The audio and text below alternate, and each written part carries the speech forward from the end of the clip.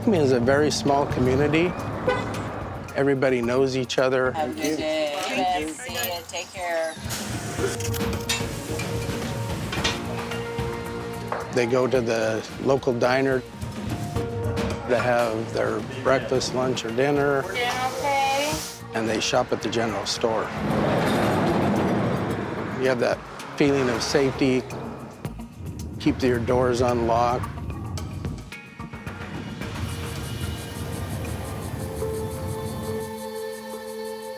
On November 24th, 1989, Mandy Stavik went out running with her dog. The dog had returned, but she hadn't.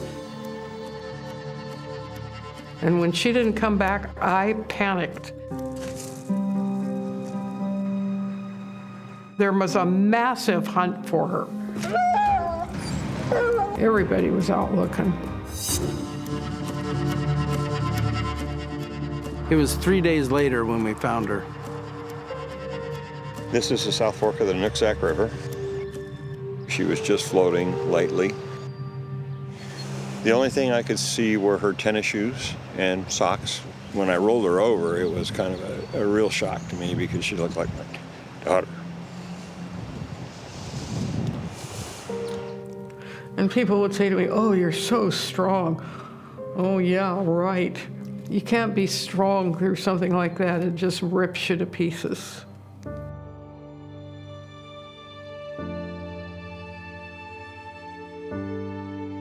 Oh, we were in shock. People were crying. They were, whoa. There was a killer out there somewhere. And the question is, was this person going to strike again? Yeah, so much unknown. For 25 years, we had no viable suspects in this case. You've got to keep working, keep persistent, keep going. Mandy's dead, but this case was not going to die. No. I absolutely did not think it would ever get solved.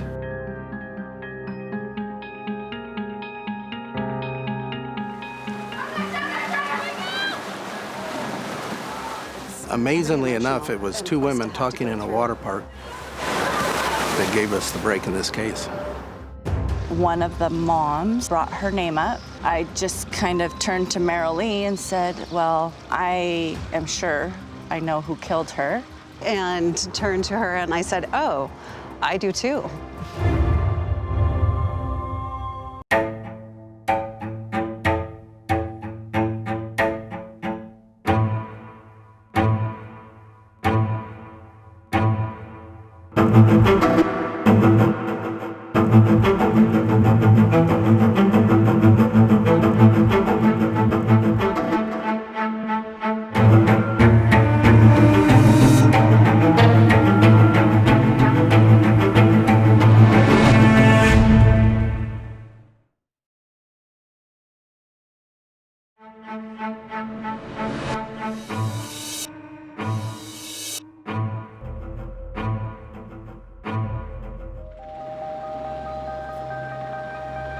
So take me back. It's November 27th, 1989. Where are we right now? We're upstream from where I recovered her. It's a solemn place for you, isn't it? It is. It really does. Back then, Detective Ron Peterson led the search team for Mandy Stavik, moving upriver in his Zodiac boat. We came around the corner and we got out of the main river and into the little side channel, and I could see pink, something pink. It was Mandy, wearing only her running shoes. When you lifted her out of the water as a father, did you say anything to her?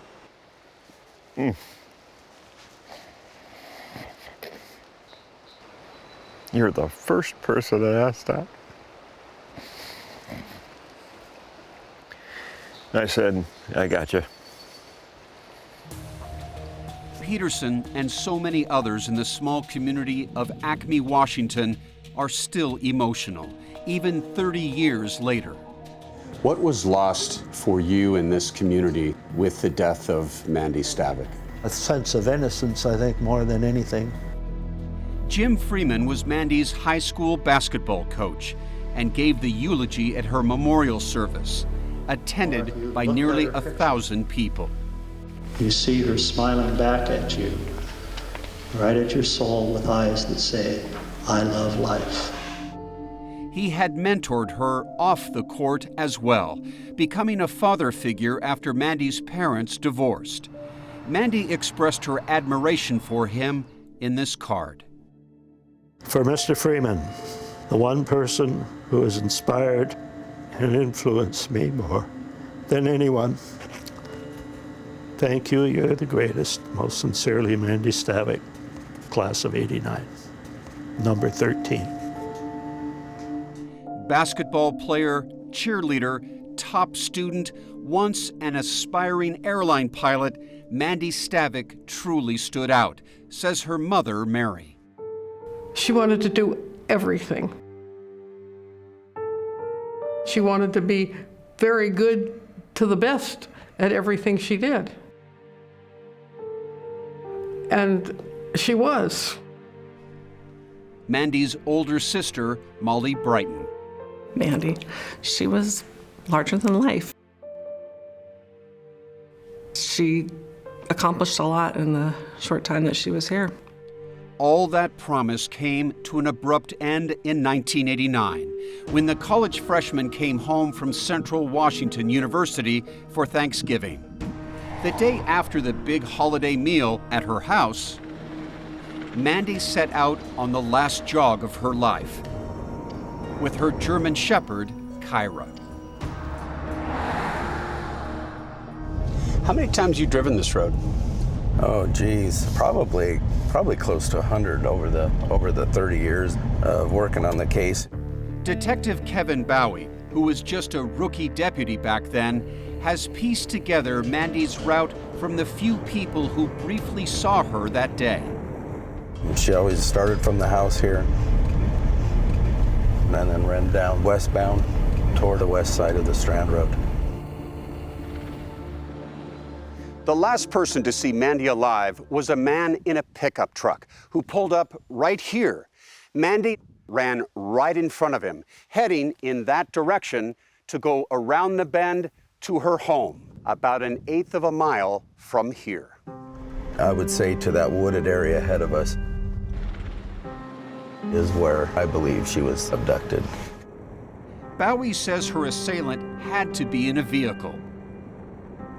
Mandy was too fast a runner to catch on foot. How do you think she was abducted? By weapon, that's what they used to gain to control her. I believe it was a gun. And what? Points the gun at her and says, get in? Yep, points a gun at her, get in. At that point, she's compliant. Investigators believe the attacker had kicked the dog into a ditch before abducting Mandy. He then sexually assaulted her about 3.5 miles away from where she was jogging. Afterward, she tried to flee, a scenario suggested by the scratches on her arms and legs. I immediately went, oh my God, she was running away, running through the blackberries. Blackberry bushes, got Blackberry thorns bushes, on them. big thorns. And that's what I thought. She was running away from whoever had her. I believe whoever was chasing her caught her and hit her in the head, knocking her out, and then placed her in the river to make sure she drowned. It occurred to Ron Peterson that Mandy's body may hold other important evidence. He had just recently been trained by the FBI on recovering DNA. And based on the position that she was in the water, you knew you had to get her out to preserve it. That was the biggest fear of mine, is how to get her out without disturbing it. His training paid off. So when they did the autopsy, they were able to recover male DNA from Mandy. The male DNA was semen, suggesting a sexual attack. What happened in terms of the investigation? From there, it was, you always look for that person that's strange or odd, that doesn't quite fit into the community. Tips poured in, and deputies checked them out. This is a standard road where Suchi was observed. David Suchi was a local drifter seen in the area that day, Bowie says.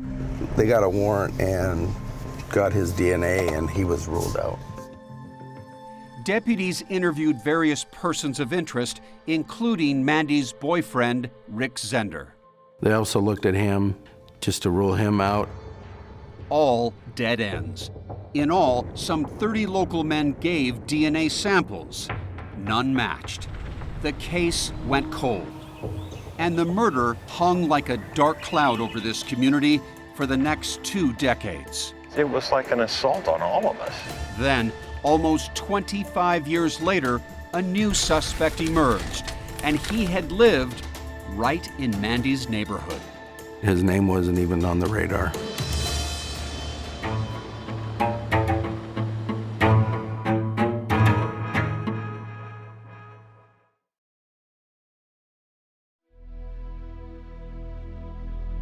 I don't know what it was about her. I'm just an ordinary person. I don't know how I managed to have that child. Mary Stavik spent years haunted by the murder of her daughter Mandy and the lack of progress in the case. And I just really didn't have any hope. That became more ingrained in me as the years went on. But Detective Kevin Bowie, who attended the same high school as Mandy, had never given up. By 2009, he was the lead investigator on this unsolved case. We needed some answers. We needed to get to the bottom of it. He began scouring the case file, poring over old leads and old suspects. And I started going through who's been interviewed, who's been talked to. Bowie noticed that a local drug dealer named John Wisniewski had been questioned because he told people he might know who murdered Mandy. Although his DNA did not match the crime scene, Bowie still wanted to talk to him again. And in 2010, he traveled all the way to Cambodia, where Wisniewski now lives, to question him. What did your gut tell you about this man? Well, I thought he was a good liar. Just kept reiterating, I don't know who did this. You weren't believing him, though. I didn't believe him. But a feeling wasn't evidence. So it's another dead end. Yes. But then, 3 years later, the sheriff's office got a tip that sent them in a new direction, coming from, of all places, a pair of moms chatting at a water park. It was June 2013. Where were you guys when you had this conversation? Sitting on the grass right over there. Heather Backstrom and Marilee Anderson had both gone to Mount Baker High. And you were just watching your kids coming down the Yep. water slides Yep. and things? Mm-hmm. Out of the blue, one of the other mothers brought up the name Mandy Stavik. Both Heather and Marilee, who barely knew each other, held long suspicions about the same man. Marilee had never told anyone in law enforcement of her suspicions.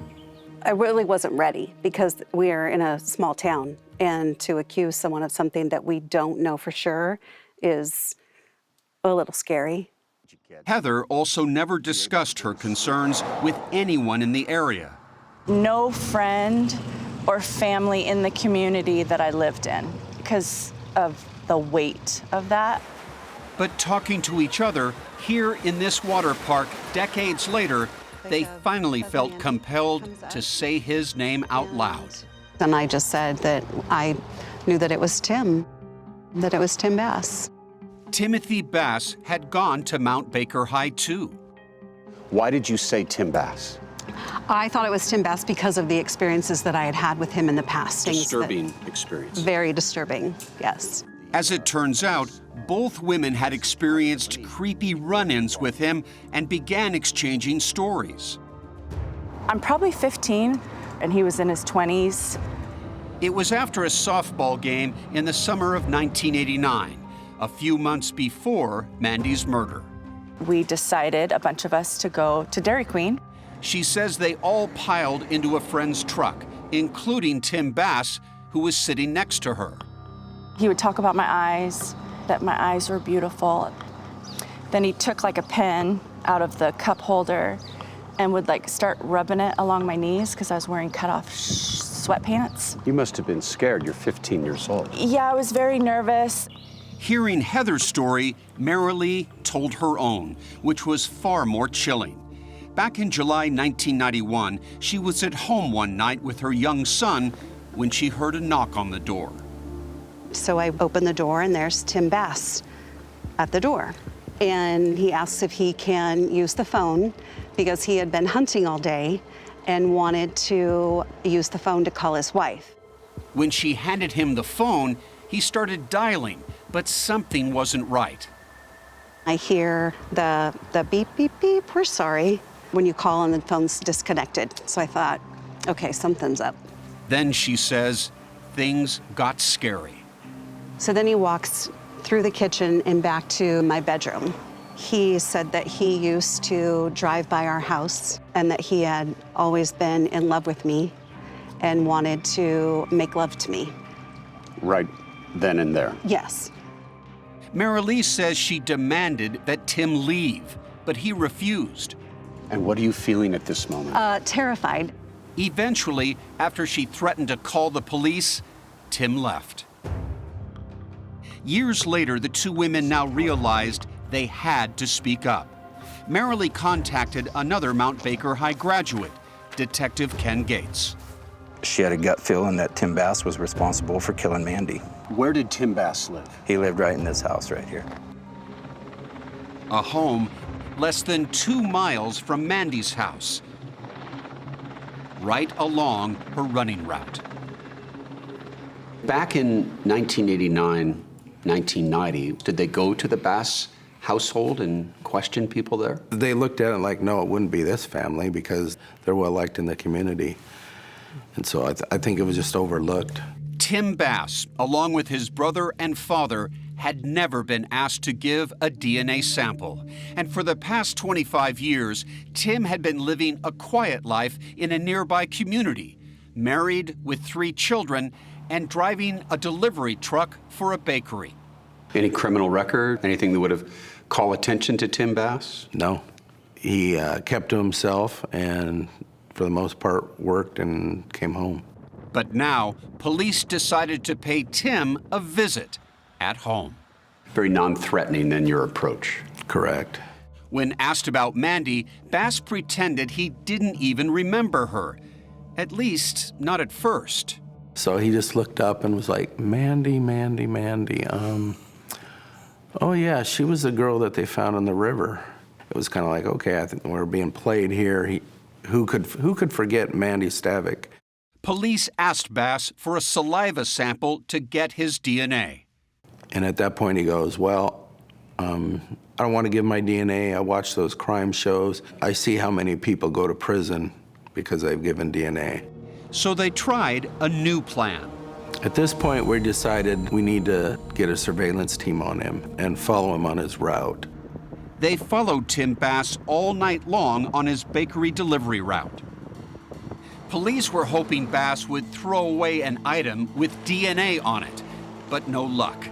The investigation stalled yet again until police received an unexpected helping hand.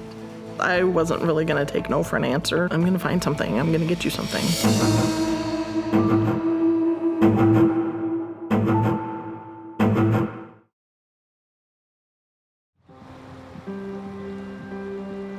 "24 long years had passed without an arrest, and police finally had a prime suspect.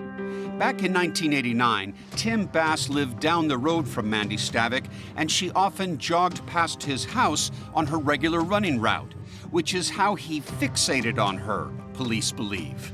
If Tim Bass sitting in his home was looking out the window, could he have seen Mandy running by? Easily.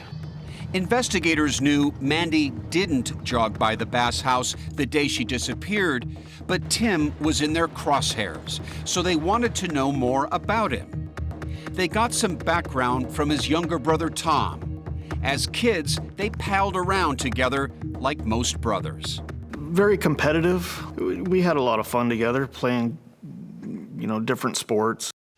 Tim had always been a loner, but as a teenager, he began to reveal deeper issues. Social interactions have never really been natural to him. Tom remembers a harrowing night after a high school girlfriend had broken up with Tim. He was on the phone with her in his bedroom, and He apparently had a pistol with him. At some point said, "I'm gonna kill myself." He actually ended up firing the gun. Tim had fired into the air. From that night on, Tom says people close to Tim noticed a change in him.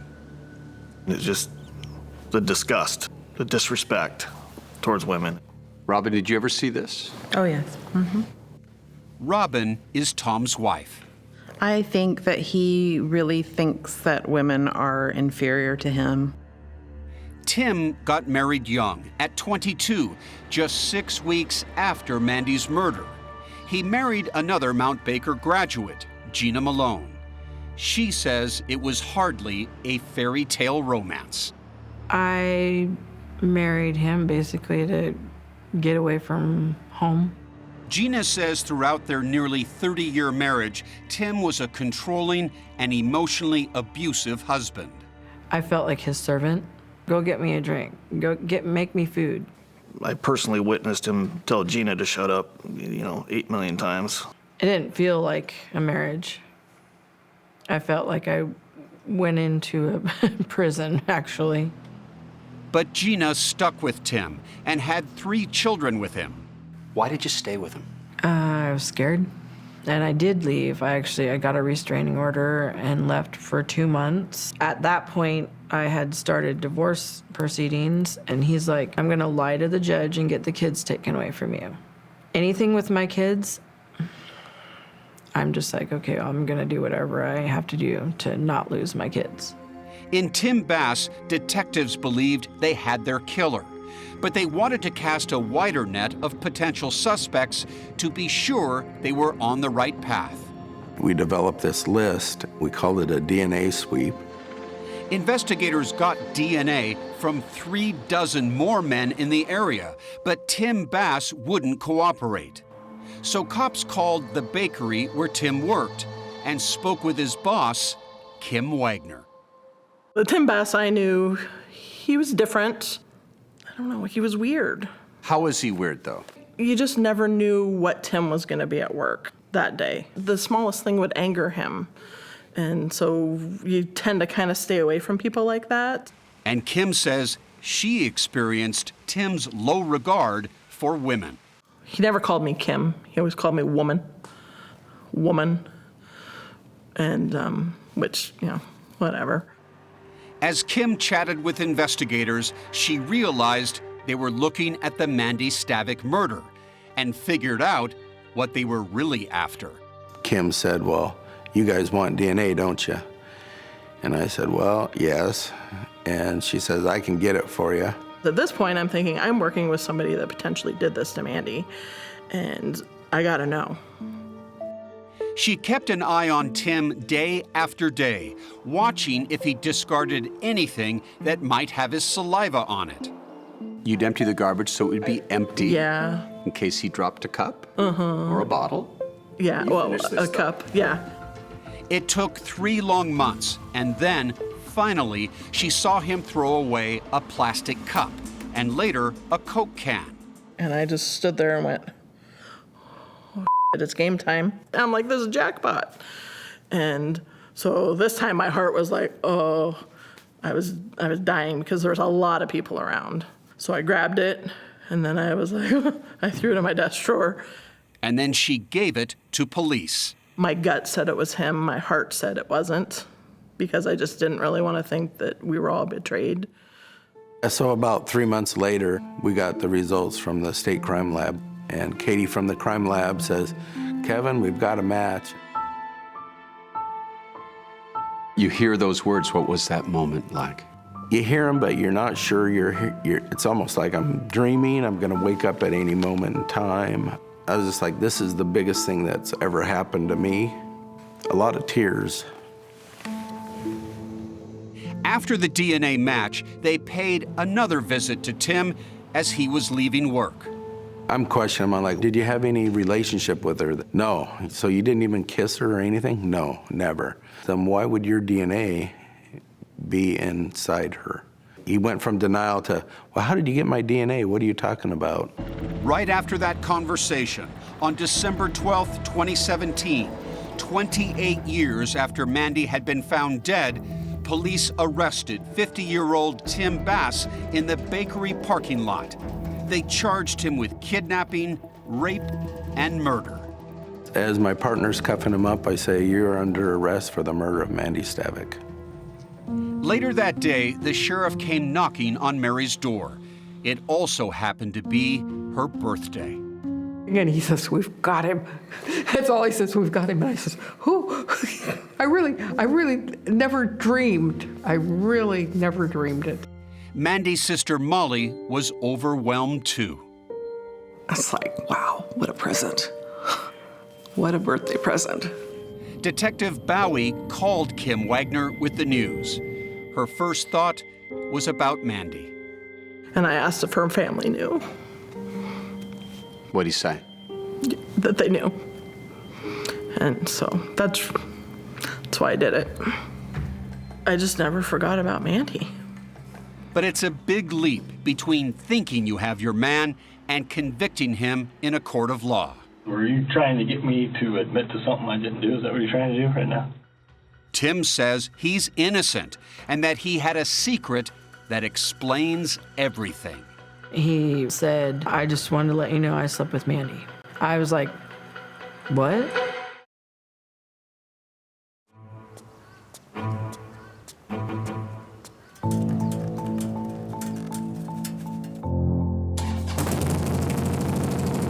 For prosecutor Dave McEachran, it's been a long road to justice.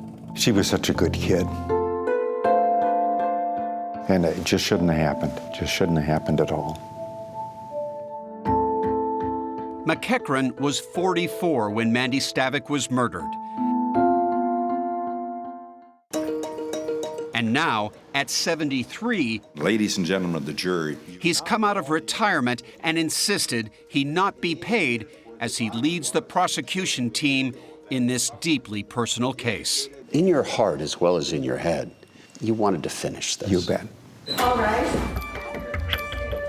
After 30 years of heartache, fear, and frustration, the trial of Mandy's accused killer finally begins. The state's case is simple. The defendant's DNA was inside her, and we know that she was kidnapped, she was raped, and then she was killed. Case closed? No. Tim Bass is not guilty, says defense attorney Stephen Jackson. He didn't kidnap anyone, he didn't rape anyone, and he certainly didn't kill anyone. Jackson floats a theory to jurors that, if true, would be shocking.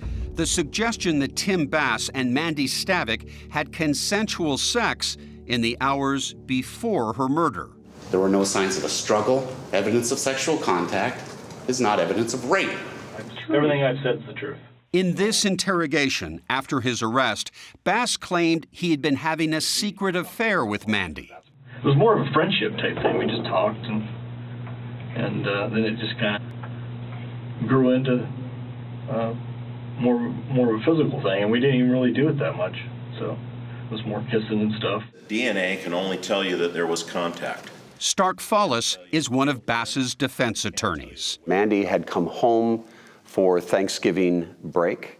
Are you saying that when she came home, they met somewhere and had intimacy? That's exactly what I'm saying. And what do you say to those who say, prove it, that no one saw the two of them together? There are no telephone calls made between the two of them. First of all, I don't have to prove it. The burden of proof is on the state of Washington, not on the defense. Remember, when Tim Bass was first questioned in 2013, he said he barely remembered who Mandy was. Now, they were lovers? Why would his story evolve like that, in your opinion? Because he's making it up. He's trying to cover himself. Good afternoon, Ms. Wagner. Come on, step right up here if you would. Testifying for the prosecution is the woman who helped retrieve the DNA evidence that linked Bass to the crime scene. I was terrified. But Kim Wagner knew she had one more job to do. If Tim was potentially involved in that crime, I wanted to do the right thing for Mandy. But the defense is hoping science can support Bass's account. They called Dr. Elizabeth Johnson, a forensic expert, to the stand. She says the semen could have been deposited up to 2 days before Mandy's death. I would say most consistent is hours to days, and probably within up to 48 hours. The prosecution expert, the original medical examiner from 30 years ago, Dr. Gary Goldfogel, disagrees. He says various indicators say it was much sooner. She was raped and then was killed and deposited in the river and drowned in the river. Would your findings be consistent in all regards with that hypothetical? Yes, they would. Now it was time for a woman to testify who Bass knew very well. Please have a seat. You've been sworn. His now ex-wife, Gina. She had divorced him after his arrest and his claims about his affair with Mandy. I was so nervous and I was shaking. I don't even want to see his face. Gina testifies that she witnessed him ask his mother to lie for him, to point the finger at his own dad. He's asked her, can we say Dad did it? Bass's father had died more than a decade earlier. She put her hands over her face and like this and paused for a minute and then said no. Tim Bass's trial was turning into a family reunion from hell. His brother Tom took the stand. As you're about to go take the stand, what's going through your mind? Did you sleep the night before? Very little. It was agonizing. As hard as it was, I knew I had to do it. I'd like to direct your attention to February 24, 2015. Tom recounted that when Tim was under investigation, he told Tom he had slept with Mandy decades ago, and then asked Tom to tell police he had also slept with her. I guess to make it look like she got around, that would be my only,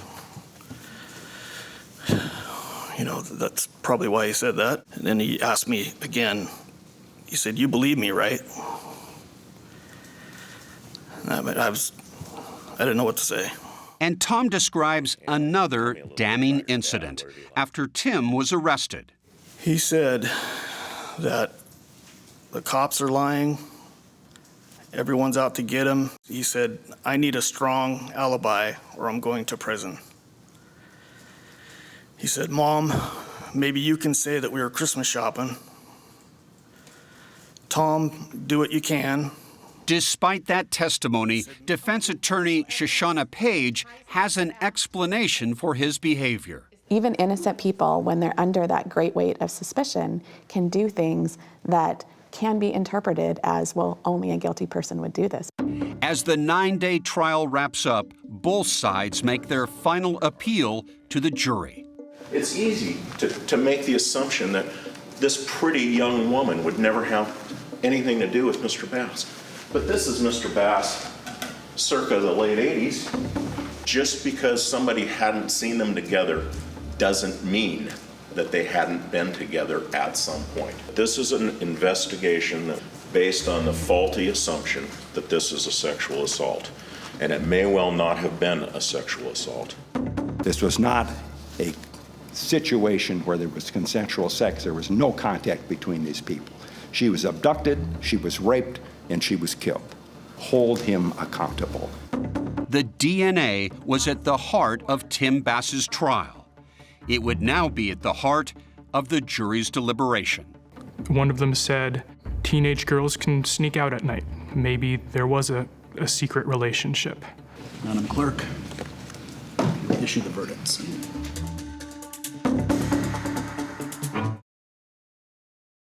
"30 years of wondering, 2 weeks of trial, 5 hours of deliberations." I was terrified. As the jury in the Mandy Stavik case deliberated, the hours felt like an eternity. I was every juror, please do the right thing, do the right thing, do the right thing. They have to have 100% agreement. If one person doesn't agree, they've got a hung jury and they have to start all over again. And I was praying that that would not happen. Although no one testified to ever seeing Tim and Mandy together, juror Ed Beeman says they had a lot to discuss. When we go in and deliberate, we had to turn in to be investigators and attorneys too, and we went through everything. We had posters on the wall and maps, and we went through everything just like the attorneys did. Juror Jay Van Mersbergen. Maybe a quarter of the people tied up on whether or not there might be reasonable doubt. Deliberations lasted a little over a day. Madam Clerk, issue the verdicts. 29 years and 6 months to the day had passed since Mandy Stavik was killed. Would her family and friends finally get justice? We, the jury, find the defendant, Timothy Forrest Bass, guilty of murder, rape, and kidnapping. It was such a relief. It was such a relief. For you, that moment when you're seeing the family embrace and the tears, did you think this is what justice looks like? Yeah, at that point I thought, this is why we do what we do. The harm that this caused is incalculable. He has finally received justice. And to me, it can't be enough time. He should never get out. 6 weeks later, it was time for sentencing. My family will never be healed, never be normal. Mary and Molly were too emotional to speak, so Molly's husband, Mike Brighton, spoke for them. Timothy Forrest Bass must never be allowed to walk the earth as a free person. Never, ever. The defendant's mother would like to address the court. Then it was the Bass family's turn to speak. Tim's mom, Sandra Bass, insisted that her son never tried to blame his father for Mandy's death. That is totally false. I do know my son is not guilty of this crime. Then, if you would like the opportunity, now is the time. I will. Convicted murderer Tim Bass, whose DNA had sealed his fate, spoke in court for the first time. I would first like to say that I'm 100% innocent of this crime. Furthermore, I don't believe I received a fair trial. In saying that, though, the better man in me says I should say very little today and give this day to the Stavik family. Unswayed, the judge sentenced Bass to the maximum sentence, nearly 27 years. He couldn't get life because prosecutors did not charge him with premeditated murder. They were not sure they could convict him of that charge. For 30 years, you have lived free from the responsibility for your acts. But that life has been a lie, and tragically it has caught your family, your mother, your brother, your ex-wife, and your children in its web. Tim says he's an innocent man. What do you say? Guilty as hell. I lived in prison for 28 years with him, and now it's his turn. For Mary, who once thought she'd never see justice, Bass's sentence gave her some solace. Definitely closure, I feel. After all, they've got the guy that did it. He'll spend enough years in jail, so if he ever does get out, his life will be practically over. Tom Bass now wonders if his brother considered other killings, possibly even Heather or Mara Lee. I think potentially more could have been his next victims. You sometimes think we're lucky to be alive? Yep. Heather and Mara Lee are proud of their roles in putting Tim Bass away. In the end, three women's word or experiences are what took him down, and I love that. Kim Wagner, part of that trio of women, credits Mandy's hometown, Acme. It really took a village. It took a whole community. The sheriff's office never gave up on Mandy. We got the right guy. Sorry. I guess the community could feel safe and be whole again. And I'd hoped at that point the family could heal. In some ways, you could be whole again too, right? Yeah.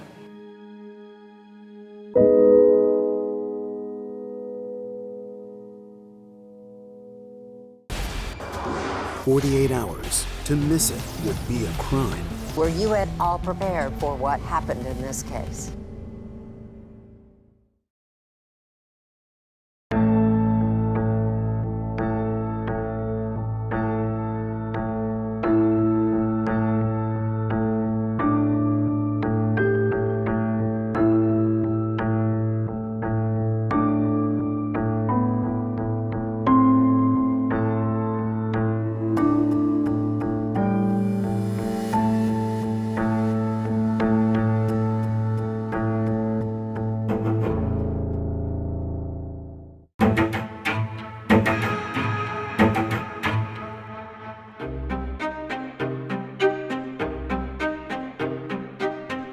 A key witness takes a stand in the trial of Patrick Frazee. Investigators believe Patrick Frazee killed Kelsey Berreth in her townhome on Thanksgiving last year. Day 2 of the murder trial for the man who allegedly killed his fiancée. Today, day 7 of the trial, investigators revealed the moments they found surveillance video of Kelsey Berreth and her 1-year-old daughter at a Woodland Park supermarket is the last anyone's seen of the 29-year-old mother. If convicted, Frazee could face life in prison. We can certainly sense that we are in the final days of this trial, and it is certainly... Cripple Creek is a small town. Teller County is a small county. We're up in like a minute. They have never seen anything to this magnitude. In Cripple Creek, Ashley Franco, KKTV 11 News. You've covered every second of this trial. What has the feeling been inside that courtroom? It's been cold, it's been very heavy and chilling. During the first week, we learned about some of the evidence in the case. Crystal Lee, Patrick Frazee's ex-girlfriend, is set to be the prosecution's star witness. Okay, it's 11:15, again on the 21st of December 2018. We're inside Kelsey's apartment with Crystal. You are seeing what the jury saw. Remarkable evidence, the heart of the prosecution's case. When you came in, what did you see? When I first walked in, I saw blood all over the floor. I saw blood up the wall. Who is Crystal Lee? Crystal Lee is a rodeo queen from Idaho. She's very well known. And she's Patrick Frazee's ex-girlfriend. They'd known each other for over a decade. She's the bread and butter to this case. That's Crystal Lee wearing a police jacket and hat. Can you point to the area where you saw and clean blood up on the wall? She admits to cleaning up the crime scene and tells the prosecution the whole entire story of what happened. The spray was from here all the way. She's the only person in the world that they have to possibly convict Patrick Frazee. We did a deal with the devil. There's just no ifs, ands, or buts about it in this case. But it's a deal that we made in order to move this case forward and to solve this crime. Sometimes in order to solve a case or move a case forward, we have to give a deal to the devil. That's exactly what we did here. Did you say that you cleaned off some of the appliances?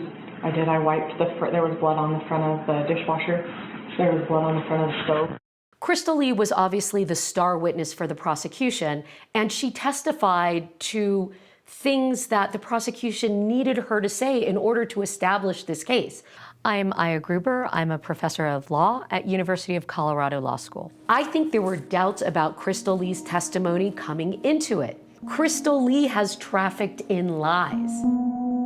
Crystal Lee is saying he has been planning on killing Kelsey, and he had called me multiple times about it. There's poison coffee. There's a baseball bat, scented candles, a blindfold, phones that are pinging all over Colorado and in Idaho. I got to tell you, it's one of the most emotional trials I've ever been through, and I've been through a lot of trials. The roller coaster everybody was put on, there wasn't anybody on this team that at some point didn't have tears running down their face. We just got word that a verdict has been reached in the case against Patrick Frazee. Tell them try to take it. We're the only ones out here. There's always a little bit of nervousness and question in the back of your mind. Just hours ago, we were hearing closing statements, and now we have a verdict.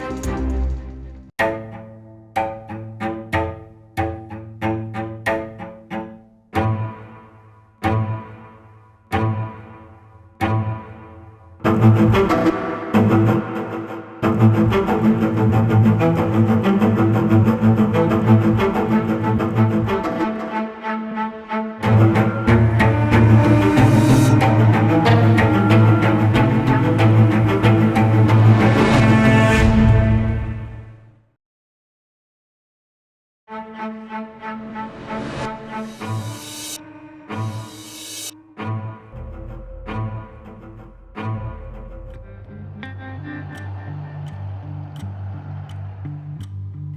Frazee sits in this grim Cripple Creek, Colorado jail, put here by his former girlfriend, Crystal Lee.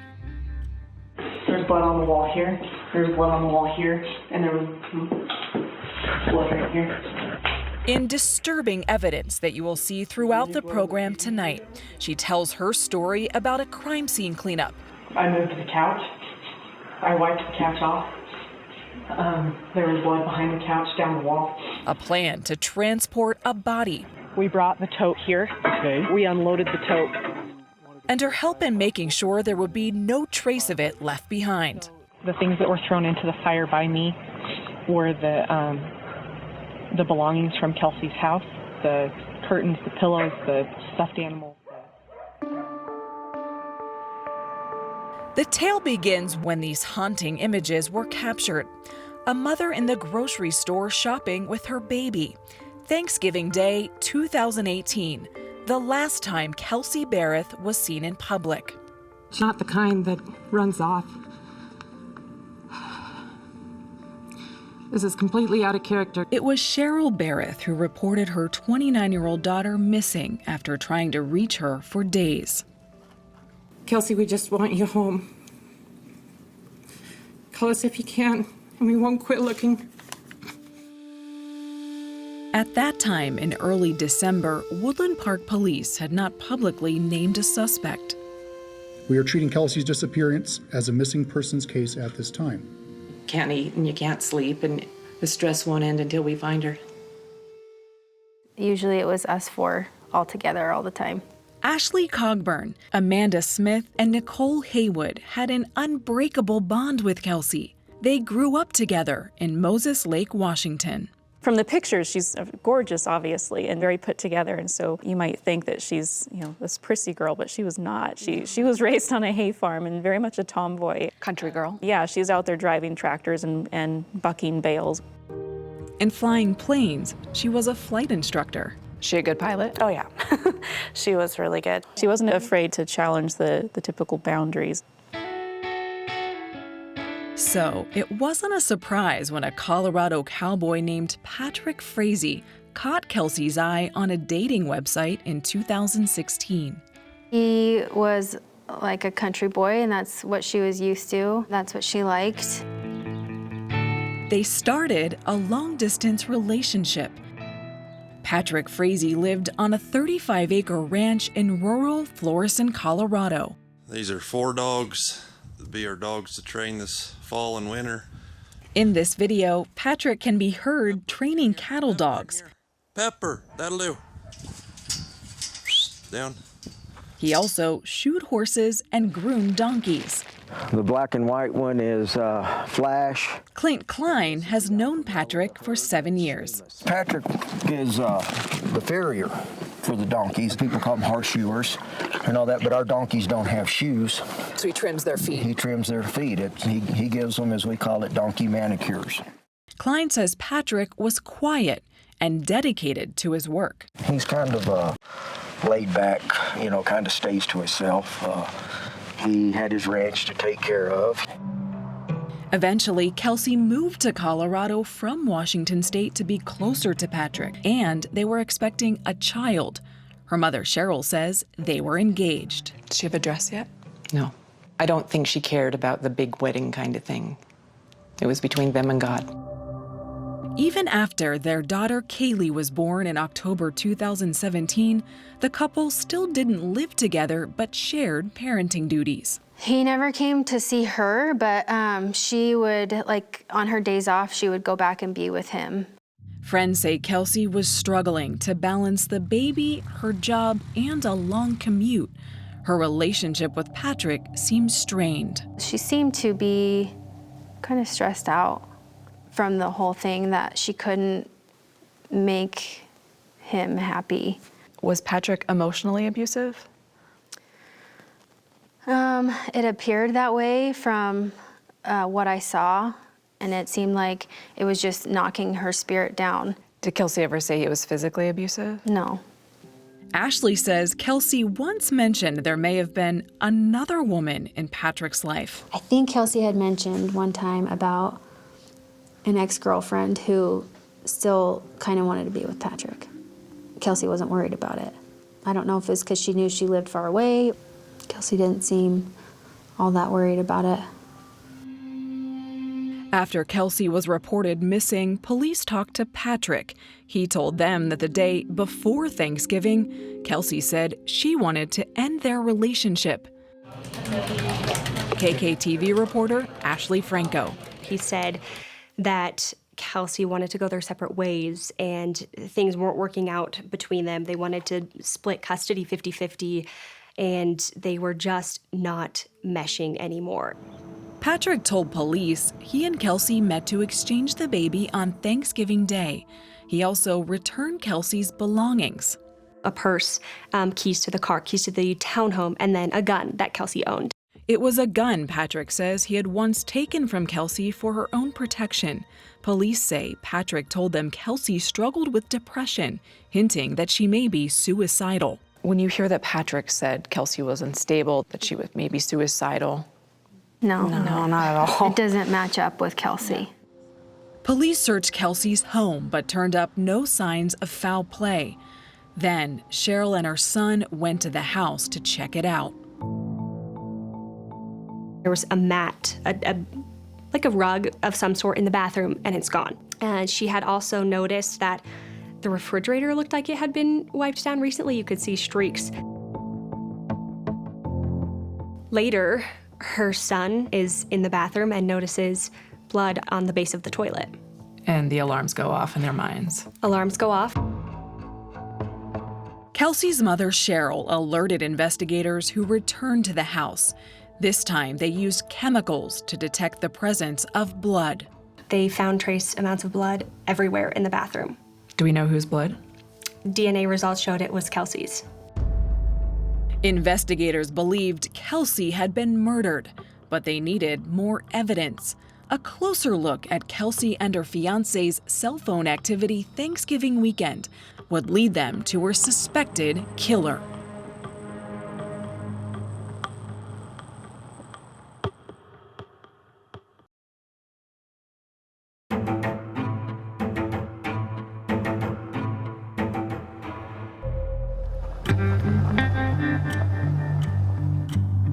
Patrick Frazee was taken into custody this morning in Florissant, Colorado, just after 7 o'clock this morning, Mountain Standard Time. Nearly a month after Kelsey Berreth vanished, Woodland Park Police Chief Miles DeYoung made this grim announcement. Today we arrested Patrick Frazee on charges of first-degree murder of Kelsey Berreth. As a reminder, Patrick Frazee is presumed innocent until proven guilty. Patrick, what do you have to say? Despite the murder charge, Kelsey's body had not been found. As you can tell from the arrest, sadly, we do not believe Kelsey is still alive. Kelsey's daughter, Kaylee, is in protective custody and will be reunited with Kelsey's family.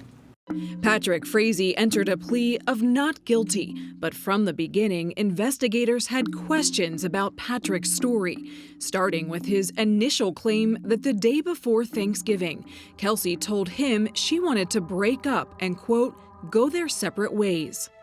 So this is Woodland Park? This is Woodland Park. Yet, there she was, shopping the next day for the family dinner. You see her grab a cart and put Kaylee in the cart and then go off, and that's last time publicly anyone had seen Kelsey Berreth. What does she buy here at Safeway? She buys ingredients for a sweet potato casserole. Investigators wondered if Kelsey had broken up with Patrick, why would she send him this text? I bought some sweet potatoes in case you wanted sweet potato casserole. Kelsey didn't tell her mother she and Patrick were breaking up when she spoke with her Thanksgiving morning. Did she sound normal? Did she sound... Definitely. She sounded happy and...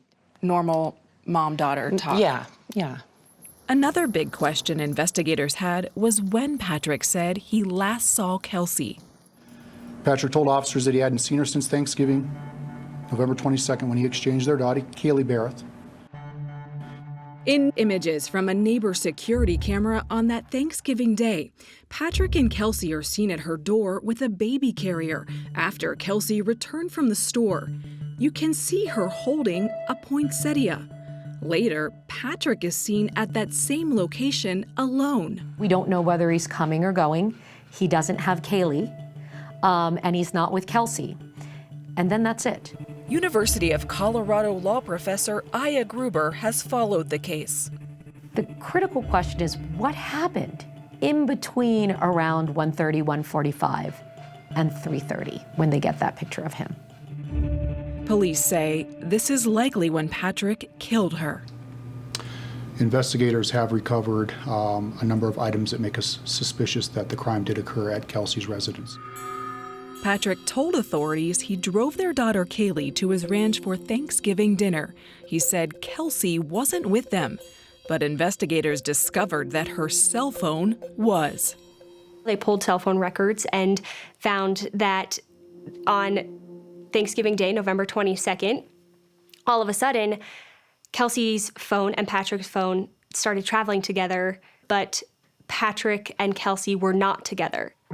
Investigators say Patrick took Kelsey's cell phone after he killed her as part of a scheme to cover his tracks. They believe he faked 19 calls between the two phones over Thanksgiving weekend and was sending texts between them, including this one from Kelsey's phone.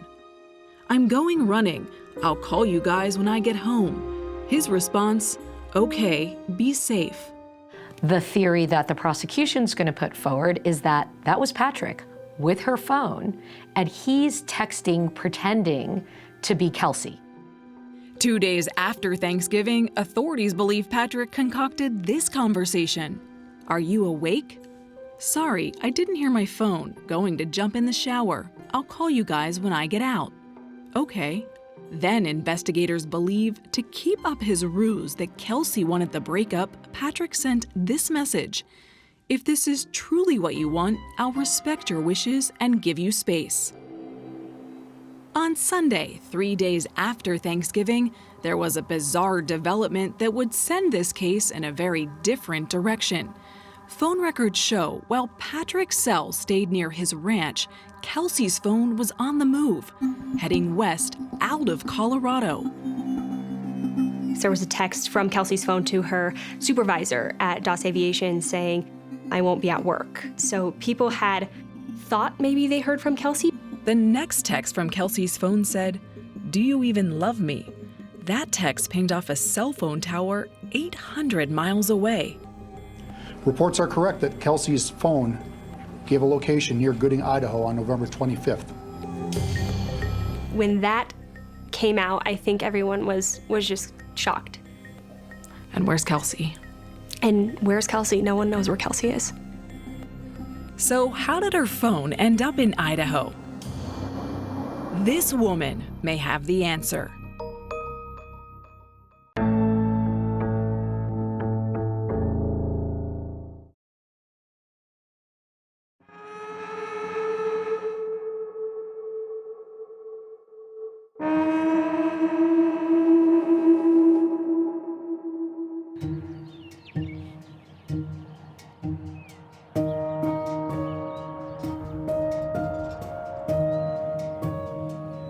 It was startling news when investigators revealed that 3 days after Kelsey Berreth was last seen, her cell phone had pinged in Gooding, Idaho, 800 miles from her home. Tonight, we have new information about a 32-year-old Twin Falls woman that may have helped Patrick Frazee cover up the disappearance and alleged murder of his fiancée, Kelsey Berreth. At the time of Kelsey's disappearance, phone records show that Patrick was in touch with this woman, Crystal Kenny Lee. Crystal was a nurse and avid horsewoman who grew up here. This is Crystal's world. KMVT news director and weekend cowboy, Cade Atwood. We work hard to be able to do this on the weekends. Crystal and her family are a big part of the rodeo community, a very prominent family. Talk horses, and you're speaking her love language, you know. Michelle Stein is Crystal's best friend. Horses are her life. She loves horses. Take a look at this. And in Idaho, where rodeo rules, Crystal was royalty. In 2008, she was crowned Queen of the Magic Valley Rodeo. She was so loved. Laura Stutzman has known Crystal since she was a teenager. Crystal was so kind with everybody that it was just so difficult to turn her down in any way. Crystal had a reputation of getting what she wanted? No, I wouldn't say it was a reputation of getting what she wanted. Crystal worked so hard at everything she did to try to do everything completely correct. Authorities believed that it was Crystal who traveled to Idaho with Kelsey's phone. But when the FBI made their initial call to Crystal, she said she had no idea who Kelsey Berreth was. She also denied knowing Patrick Frazee. Then she changed her story. They asked her, when was the last time you talked to him? And she said, I don't know, I'd have to look at my phone. And then says, oh, in the last month. And investigators are thinking, okay, but we already know that your phone has called his phone multiple times in the last few weeks. She says, I don't have a personal relationship with Patrick Frazee. I've gone to Colorado and looked at a few of his horses, and that's the extent of our relationship. She lies. She lies. Turns out, Crystal Lee and Patrick Frazee had a long history. They met after high school. Then, 8 months before Kelsey disappeared, Crystal and Patrick's relationship heated up. Crystal was recently divorced with 2 children. She had been out here multiple times to see him, and it was a type of affair. What did Crystal say about Patrick? Was she in love with him? I think she was, to a point. During the investigation, the FBI got a tip that Michelle had explosive information about the case. She says Crystal called and confided in her about a disturbing conversation she and Patrick had a month before Kelsey disappeared. She was very, very upset, very distraught. She had told me that he had asked her to take care of his baby mama. And you took that to mean, or she took that so to mean? I was like, well, I was in shock at first because people, who says that? Nobody says that. So I was like, wait, what? And she said, yeah, he asked me if I would kill the mother of his baby. I mean, what are you thinking at that point? I was just in shock and disbelief. What was Crystal's tone when she was telling you this? She was bawling. She was crying. She was extremely upset and scared. Michelle says she asked Crystal why Patrick wanted to kill Kelsey. He had told her it was because she wanted to take him back to court to get custody of the baby. And he was in fear that she was going to harm the baby. Investigators found no proof Kelsey had harmed her daughter, but did find evidence that Patrick had planned to challenge Kelsey for custody and believe that may have been his motive for murder. Michelle says she pushed Crystal to call the police. I kept telling her, I think you need to call and tell somebody.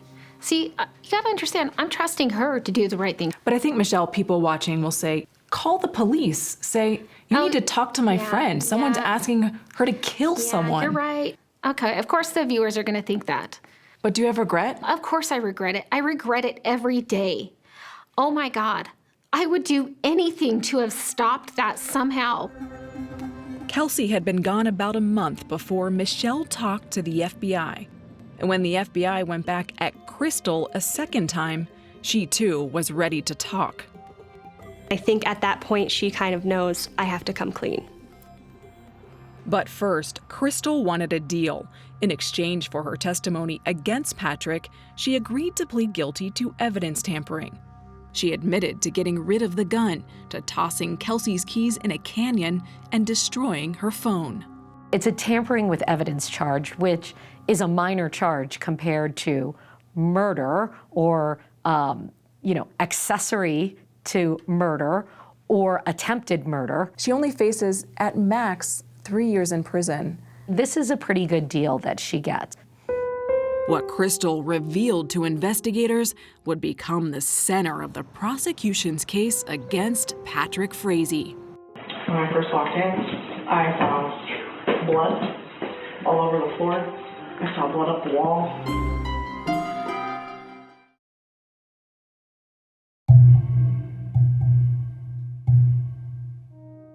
When Crystal Lee finally started talking, she didn't stop for 4.5 hours. Her story was stunning. She claimed Patrick tried to get her to kill Kelsey 3 different times. The first idea was to get a caramel macchiato from Starbucks, Kelsey's favorite drink, and put poison in it. 2 months before Kelsey went missing, Crystal says she drove 12 hours from Idaho to this Starbucks near Kelsey's home in Colorado. Hi, welcome to Starbucks. What can I get started for you today? Crystal, a nurse, told investigators she suggested the perfect potion, a lethal dose of Ambien and Valium. This is the drink. That is the drink Crystal Lee had ordered to put poison in to give to Kelsey Berreth.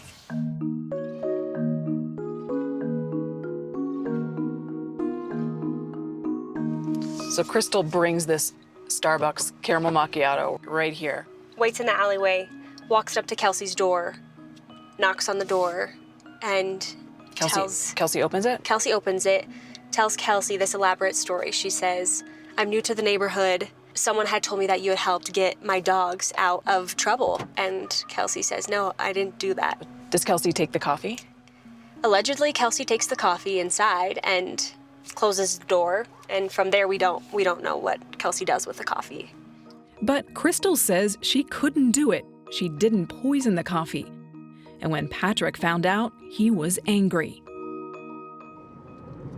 He was furious. He was not happy that she didn't go through with it. He would play head games with her a lot. Crystal's best friend, Michelle Stein. He just had a way of manipulating her into doing things. After Crystal said she couldn't go through with the poison plan, she told investigators Patrick came up with a different idea.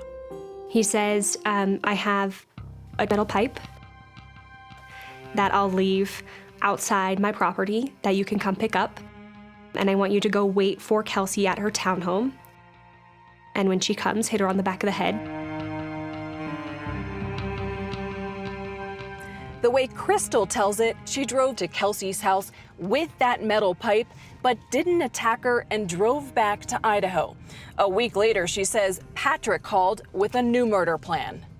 Once again, Crystal drove from Idaho to Kelsey's Colorado townhouse. Crystal claims she waited for Kelsey outside her home, this time with an aluminum baseball bat. But just like her earlier attempts, she says she chickened out. It's just hard to believe these stories. They seem outlandish and wild. Phone records show Patrick called Crystal in Idaho around 4:30 on Thanksgiving Day. Crystal said he told her, "You need to get out here now. You got a mess to clean up." Crystal says that she can't come out that same day, but will come out a few days later. She's in Idaho, loads up the car with cleaning supplies, bleach, hair nets, gloves, trash bags. She basically brought the equivalent of a hazmat suit and every sort of cleaning product that one might see in one of those TV shows about how to clean up a crime scene. 2 days later, on Saturday morning, Crystal says she drove 800 miles to Patrick's ranch to pick up a set of Kelsey's keys he left for her outside. Then she says she drove to Kelsey's home.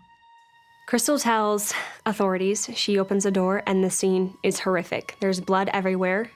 According to Crystal, Kelsey's body was not inside. And then spends, 3 to 4 hours cleaning and scrubbing the murder scene. She takes some of the things that she couldn't clean and puts them into trash bags and loads them in the back of the car she was driving. Crystal claims Patrick was back at his ranch during the cleanup. There was a point in time when Patrick Frazee had told Crystal Lee, when you go to clean up her townhome, there is possibly a tooth somewhere. Crystal said she found that tooth and put it in a trash bag. Crystal told investigators after the cleanup she met with Patrick. She described to them how he said he lured Kelsey to her death. Crystal claims Patrick invited his fiancée to play a guessing game with candles. She says that he takes a sweater from Kelsey's room and blindfolds her with the sweater and has candles sitting out in front of Kelsey and is telling Kelsey to guess the scent of each candle. During her interview with investigators, Crystal said Patrick told her while baby Kaylee was in another room, he took a baseball bat and, quote, he went to swinging. After killing Kelsey with that baseball bat on Thanksgiving Day, Crystal says Patrick told her he put her body in a black tote. This surveillance image shows Patrick at an ATM earlier that day with a black tote in his truck. Crystal went with investigators to Patrick's ranch. She told them that she and Patrick went there together, and she watched him burn that tote. He poured gasoline in the bucket and pitched it into the fire. I believe yesterday you said that you also collected wood and put into the burn pit? Yes, I did. Police later examined the spot where they believe Kelsey's body was burned. Crystal also went with investigators to Kelsey's home. She's wearing that police jacket and hat. The floorboards had been removed for testing. And can you point, if you remember, where the tooth was? Around the tooth, what was there, if anything? Blood. All right. There was blood on the chairs. There was blood on this chair. There was blood on the table. There was blood on the Hobby Lobby bag that was sitting there. She pointed out where she claims she intentionally left blood for them to find. Right there. On December 21st, 2018, Patrick was arrested at his ranch and charged with Kelsey's murder. This is a case without a body. This is a case without a lot of physical evidence. So what we mainly have connecting Patrick Frazee to an incredibly brutal and violent crime is Crystal Lee's testimony. Crystal, who had cut that deal with prosecutors, seemed shaken when she appeared in court after she turned herself in to authorities. The Crystal I knew could do no wrong, but the Crystal that has done the things that came out of her mouth is somebody I don't know. And that leaves Laura Stutzman with one question: why?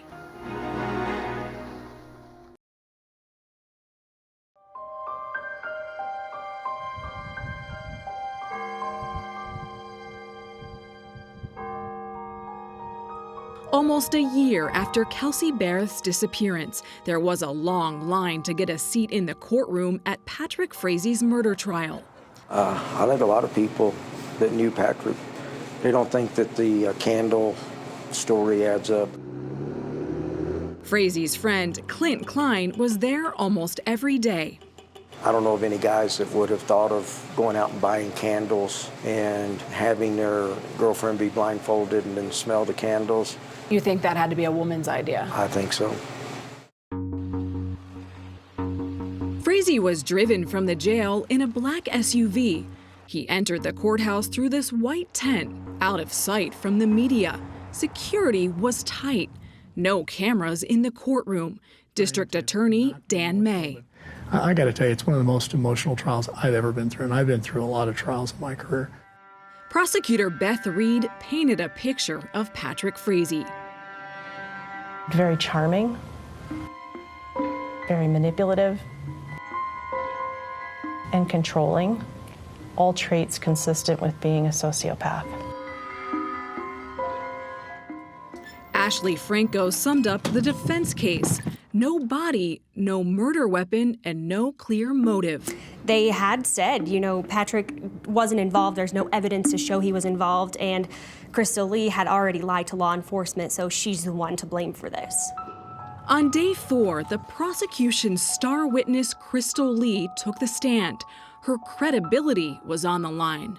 I don't think we would have known what happened to Kelsey without Crystal Lee. I started picking up things that were blood splattered.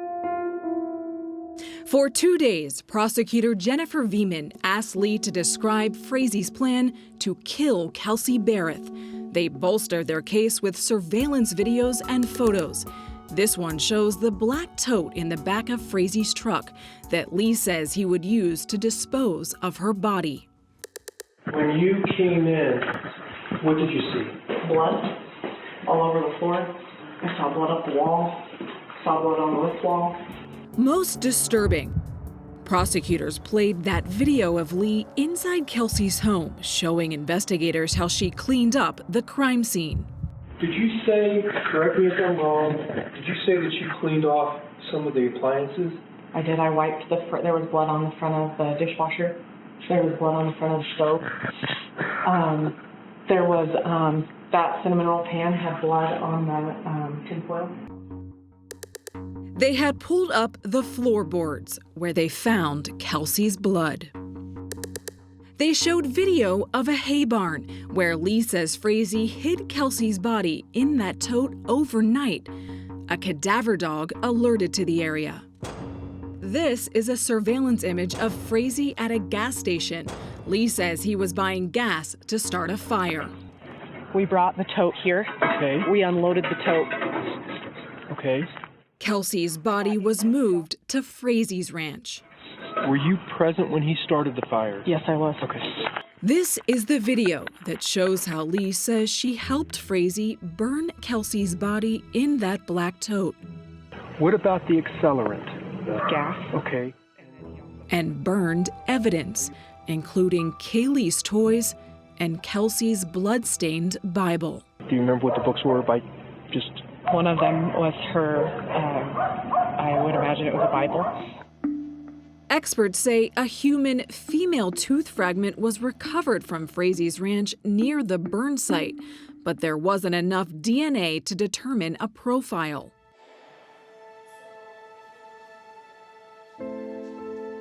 At the end of her testimony, she told the jury Kelsey's chilling last words, "Please stop." But he didn't. He keeps beating her and beating her and beating her. The jury needed to hear that. They needed to hear how brutal this was, how uncaring he was, how senseless this was. Why would Lee help Frazie? She claimed she feared for herself and her children. She was in love with Patrick Frazie and had been for a long time. As the trial went on and we saw that dark side of Patrick Frazie that Crystal saw, that Kelsey saw, I think you can understand some of that fear. I don't know that we'll ever understand entirely why she did what she did. It's fairly inexplicable. Perhaps the most shocking testimony came from a surprise prosecution witness. Your last witness, I think jaws dropped when he started testifying. Tell me about him. We didn't know about him. Prosecutor Beth Reed says the surprise witness was an inmate at the same jail where Patrick Frazie was being held. He actually had started calling our office while we were in the middle of trial. The former inmate had watched a 48 Hours episode on Kelsey Berreth's murder. Turns out, he says, Frazie gave him a hit list. Some of the names handwritten on paper towels he was instructed to flush. Describe to me what was in the 16 notes passed between Patrick and the former inmate. Well, they were requests that a certain number of witnesses needed to disappear. But it was very specific as to Crystal Lee, graphic descriptions of what needed to happen to Crystal Lee. He described putting a bullet in her head. Also on Frazie's hit list, Crystal Lee's best friend, Michelle Stein, and Kelsey's mother, Cheryl Berreth. What does that say about Patrick Frazie? It says that Patrick will do whatever he wants to get whatever he wants. The defense called no witnesses. Frazie chose not to testify. The case went to the jury. After 3.5 hours of deliberations, a verdict. A verdict is in this 11 breaking news alert. The jury says they unanimously found Patrick Frazie guilty of first-degree murder. Frazee was found guilty of first-degree murder, sentenced to life in prison plus 156 years. Do you think if Patrick hadn't involved Crystal, he would have gotten away with Kelsey's murder? Yes, I do. I think it's very possible he would have gotten away with that. Involving Crystal was a stupid plan. The whole plan was stupid. But he wanted Crystal Lee to pin it on. As for Crystal Lee, she's facing a maximum of up to 3 years in prison. I think a lot of our viewers are probably thinking, Crystal Lee, given what she's admitted to, got a really good deal. She did. And it's not right, and I'm not going to try to justify it in any way. It's unfortunately a part of my profession that sometimes in order to solve a case, we have to give a deal to the devil. That's exactly what we did here. If you could sentence Crystal Lee, what would it be? A heck of a lot more time than 3 years. She could have saved Kelsey so many times over so many months, and it's totally inexcusable. Is this justice for Kelsey and Kaylee? Can there ever be justice?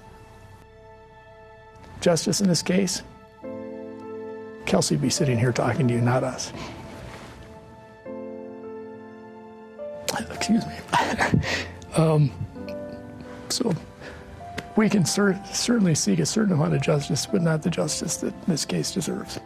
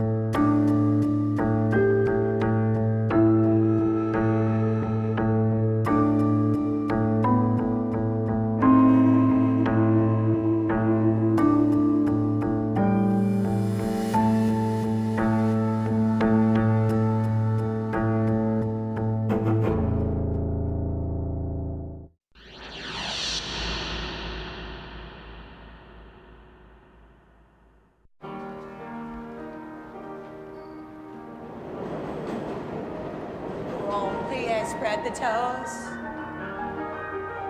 Yes, try and keep your chest lifted.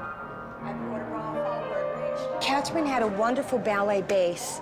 She would take jazz class, she would take theater dance class, any kind of dancing just to be a dancer. I remember being really interested in her right away.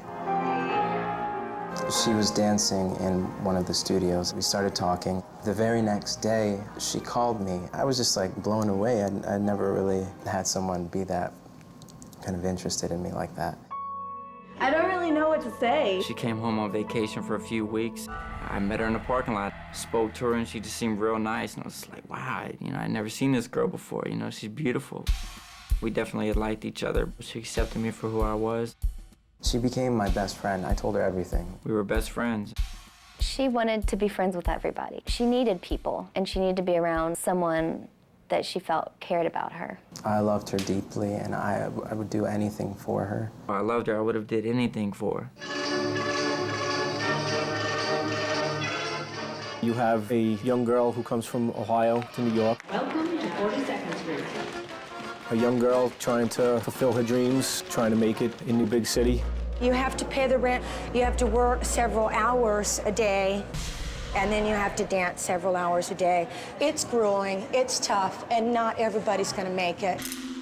Things with her apartment and money and everything was really tight. Not a lot of people knew what she did to pay her rent. You get concerned for someone who feels the need to do that. You could work 1 or 2 days a week, make as much as a person would make a normal week at a full job. She would hide some things from me because she would know that I wouldn't approve of them. She wouldn't want me to be ashamed of her. She said she was living with someone, an ex-boyfriend. She tried to kick him out several times. I had moved out for a few weeks, kind of to give us both space to clear our heads, and we both came to the conclusion that we could still live together. Their relationship was strictly platonic. They were friends. As far as I knew, they were friends. We loved each other. We always were thinking about each other. The day I met him, he actually had said that he had been seeing Catherine since August of the year before. I know from the conversation that I had with him that it was the first time he found out that we were intimate. I heard him out, but I told her and she denied it. He called me up and he was like, "You better not see her anymore." I remember a few incidents where she was a little worried. I told Catherine to get a restraining order. The News Watch never stops. An aspiring Broadway dancer found stabbed to death. With 16 years as a police officer, never in my life have I ever seen anything so violent. My name is Detective Stephen Getz, and I was the lead investigator on the Catherine Woods homicide. She was just such a beautiful person, and I think that's why I fell in love with her. I felt like she was my angel. David and Paul were our two main suspects. Death of a dream.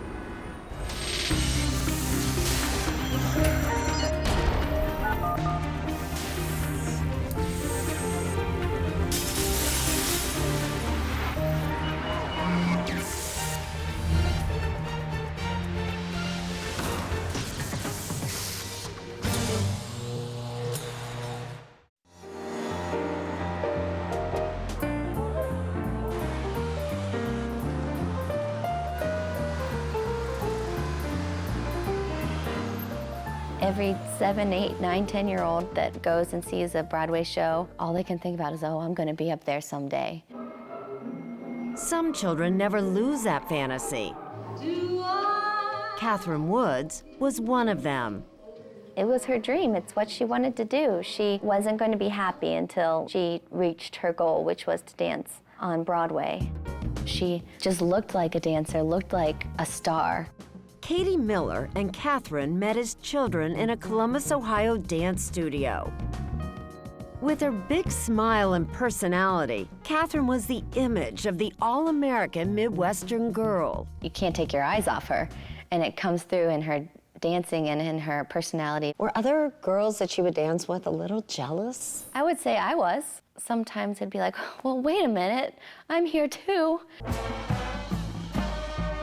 Catherine's father, John Woods, the well-known director of the Ohio State University Marching Band and a music professor, had hoped his oldest child would follow him into music. I would think in the Woods family, don't you have to play an instrument? Well, we like to see that.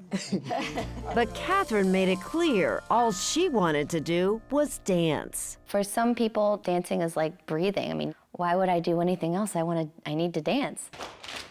She told me that if she didn't leave now, she never would. She had these taken.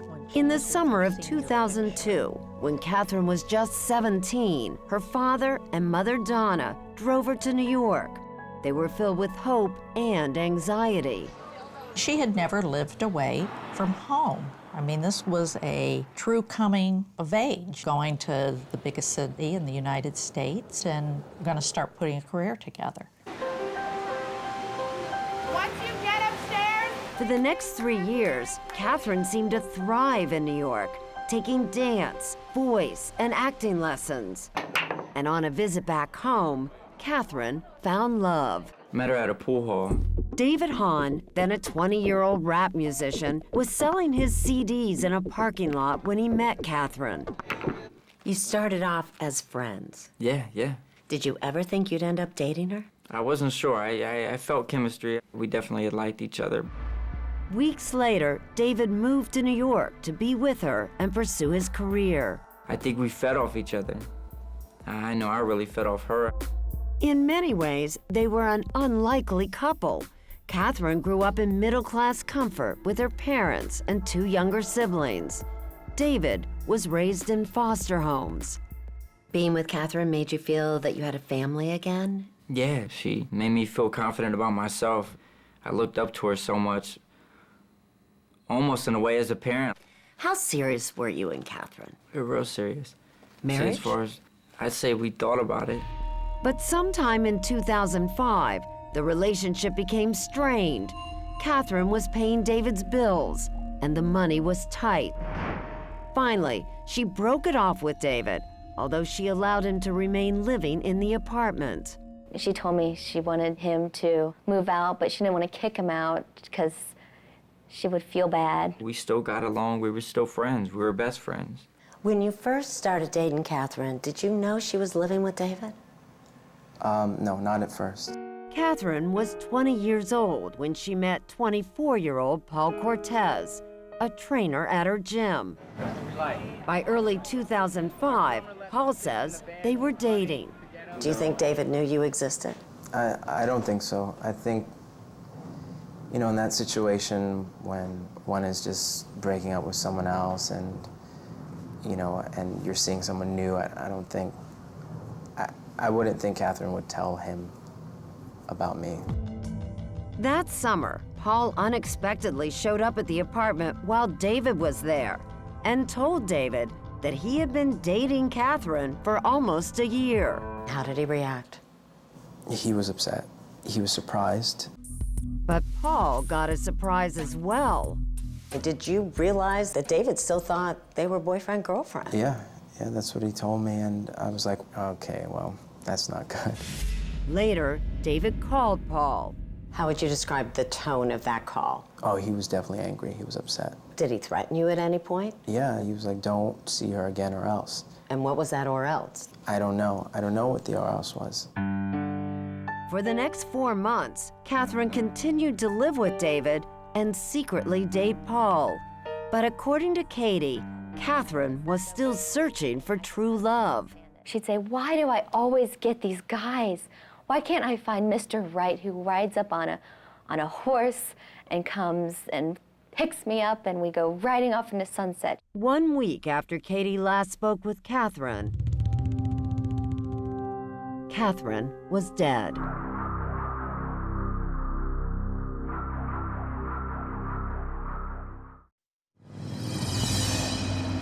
On the night of November 27, 2005, Catherine Woods was getting ready to go to work when David Hahn says he left their apartment to pick up his car. How long were you gone? 20, 30 minutes. When he returned, David says he made a chilling discovery. It was a bad scene. There was blood everywhere, so it was bad.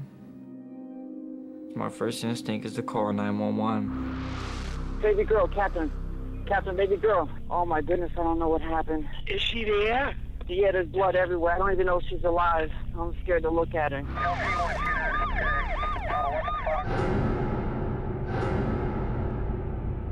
Catherine was on the bedroom floor, face down in blood. I didn't know if it was an accident or what it was. I really didn't know. I just was really in shock. Catherine had been stabbed 20 times. Her throat cut twice. It was a brutal scene. The manner in which she was killed was absolutely horrible. Did you find any weapon? No. New York City Police Detective Stephen Getz led the investigation. To be honest with you, the first thing that I remember thinking to myself was, this girl is dead on her floor in her bedroom, and she has a family out there, and they don't even know that she's dead. Catherine's mom and dad were 500 miles away, at home in Columbus, when 3 police officers arrived. I said, how bad is it? And he said, it's bad. And I said, is she dead? And he said, yes. Once I heard she was dead, I was in shock and have trouble remembering some of that conversation. Wins News Time 5:43. An aspiring Broadway dancer found stabbed to death, nearly decapitated in her Upper East Side apartment last night, and police are interviewing the boyfriend who called them to say he found her. At the precinct, police began grilling David Hahn.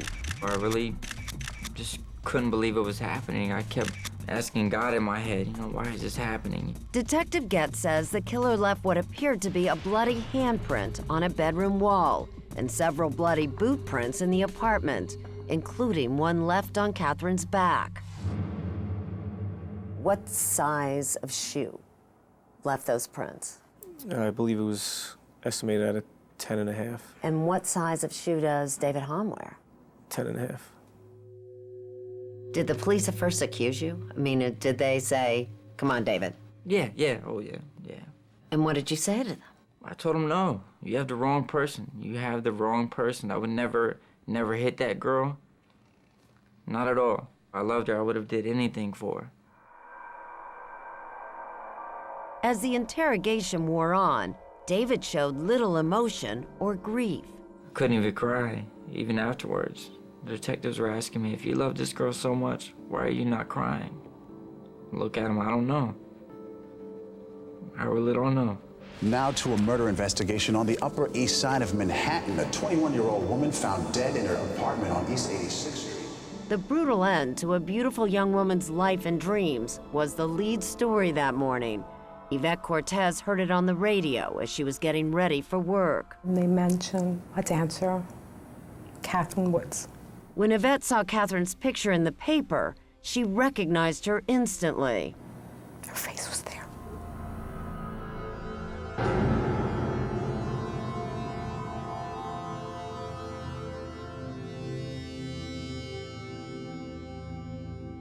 Yvette is Paul Cortez's mother. She knew her son had been seeing Catherine Woods, which is why the rest of the story sent her into a panic. Wood's boyfriend is still here inside the 19th Precinct station house where he's being questioned by police. They just kept on mentioning the boyfriend being held, and I didn't know what that meant. Well, you didn't know whether they were referring to Paul. Exactly, but I tracked him down. He was at work. He didn't even realize what was happening. Yvette went to the health club where Paul was working to break the news to him. She told me that that Catherine was killed the night before. Just like I just buckled. I remember just kind of sitting on this stoop, right, almost outside of the club, and I just couldn't believe it. I was just in complete shock. Later that day, the police called Paul and brought him in for questioning. How would you describe Paul Cortez? Quiet. He came to the precinct with his mother. He seemed like a very nice person. As police were questioning Paul Cortez in one room of the precinct and David Hahn in another, they were learning something else about Catherine's life that could have a bearing on her death. In the months before Catherine was murdered, she was working as a dancer in a topless club. For the tabloid press, it was suddenly a sensational story. For investigators, it opened up a whole other line of possible motives and suspects. Probably the sweetest girl that's ever walked in here, or the most innocent. Yeah, definitely. Chloe hired and managed the dancers at a club called Privilege. I looked at her and I'm like, what is this girl doing here? Because she looks like the girl next door. She needed to have money to live on. Catherine, who worked under the name Ava, danced nights so she could audition and attend classes during the day. She hid that part of her life from her parents. Would you tell your parents if you were doing that? I mean, I certainly wouldn't tell my parents. But Catherine did confide in friends from home like Katie Miller. I just was like, you know, this isn't you. This isn't what. She's like, I know. Was Catherine having trouble with one of the customers? If so, she never mentioned it to anyone. Katie spoke with Catherine the week before she died. And did she seem worried about anything? Not at all. Afraid of anyone? No. 6 hours after Paul Cortez and his mother Yvette arrived at the police precinct, they were allowed to leave. They just let the two of you go? Mm-hmm. And did you think it was over then? Absolutely. It wasn't, though. No. Police discovered that Paul, like David, wears a 10.5 size shoe. And there's more. A serious problem with a written statement Paul gave to police, detailing what he did the day of Catherine's murder. Where did Paul say he was at the time Catherine was murdered? He said he was home in his apartment. According to Detective Getz, Paul told police he was making calls at his apartment 1.5 miles away from Catherine's. But when police set out to verify his story, Paul's cell phone records indicated something else. Paul called Catherine a dozen times shortly before 6 p.m., the evening she was killed. If he had been home, his calls would normally go through a cell tower in his neighborhood. Instead, some of those calls were handled by a tower just 2 blocks from Catherine's apartment. Did at any time Paul say to any officer that he was in Catherine's neighborhood when she was murdered? No.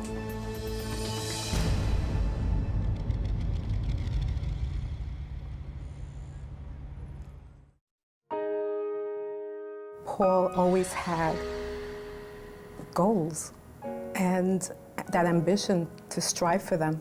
Yvette Cortez always believed her son Paul was going places. He's just does so much with his life and to live vicariously through all his accomplishments. Yvette was a single mom when she was raising her 3 children in a tough neighborhood in the Bronx. That's my Paulie. Paul, her youngest, earned scholarships at some of New York's most prestigious prep schools. I don't mean to ask a personal question, but could you have really afforded to send him to these private schools on your own? Of course not. He actually had to win those spots. Absolutely. He worked really hard for everything that he has. But it meant Paul had to rise before dawn each day for the 2-hour ride to school. He was this tiny little thing carrying a book bag that was probably twice his weight in his little suit. He didn't just thrive academically. Paul also stood out on the stage, starring in high school productions of Pippin and West Side Story. He has done such amazing pieces that it blows me away. Paul got a scholarship at Boston University, where he majored in theater, the first in his family to get a college degree. He sounds like, in some ways, he was really kind of the future of your family, the hope of your family. Absolutely. We always saw him that way. At 24, Paul replaced show tunes with rock. He was the lead singer and lyricist for a New York band, Monolith. He's got a great voice. He's a fantastic singer. And he had lots of ideas. Paul also had a day job. He worked as a trainer in the gym where he met Catherine Woods. She was playful, that's what I liked about her. She's really like open, and you could see like a compassion in her eyes, and I love that about her. Within a couple of months, Paul and Catherine were dating. We would just talk to each other all night for like hours on end, just about everything. Aspirations, you know, our dreams, our, you know, how much we cared about each other. But when Paul learned Catherine was dancing on the side in topless clubs, he insisted that she stop. When you told her you didn't want her dancing in these clubs, how did she react? Well, basically, like, you know, I know what you're saying, but it really isn't any of your business, and I'm gonna be careful, and nothing's gonna happen to me. But in April 2005, something did happen while Catherine was working at Privilege. In the middle of the night, Catherine called me, and she was crying, and she was like, please come here. Paul went to the club to get her. I had never seen her like that, just stumbling, and her eyes were just like pins. She looked like she was on drugs or really drunk. Catherine believed a customer slipped drugs into her drink and that she might have been molested. I told her I can't have anything like that ever happen again. When she told him she planned to go back to work, Paul went through her cell phone and found her father's telephone number. It was in the morning, wasn't it? It may have been in the morning. Paul called Catherine's father and told him where Catherine had been working and what had happened that night. Did you tell her you were going to call her dad? No. When he told me as a father, I thought, wow, you know, thank you for this information. And John took the next flight to New York to confront his daughter, but Catherine told her father the story wasn't true. How did Catherine react to the fact you called her parents? Oh my gosh, she was so mad. She was really mad. They broke up, Paul says, but not for long. We realized that we loved each other. We always were thinking about each other, and we got back together. But just how serious a relationship it was is in dispute. Playing the best music on earth, Monolith. Catherine did go to one of Paul's performances that summer, and he introduced her to his mom. He did mention that he loved her. Yet apparently, Catherine never told her friends or family that she was even dating Paul. If the two of you were in love with each other, why didn't she tell any of her friends she was dating you? I don't know. I thought she did. As for Catherine's other boyfriend, David Hahn, Paul believed he was out of the picture. I had moved out for a few weeks. I went to a friend's. But in fact, David moved back in with Catherine not long before she was killed. You didn't know that he had actually moved back in with her? No, I didn't. She never told you? Mm-mm. I believe that he loved her, but I do believe that there was a certain obsession there.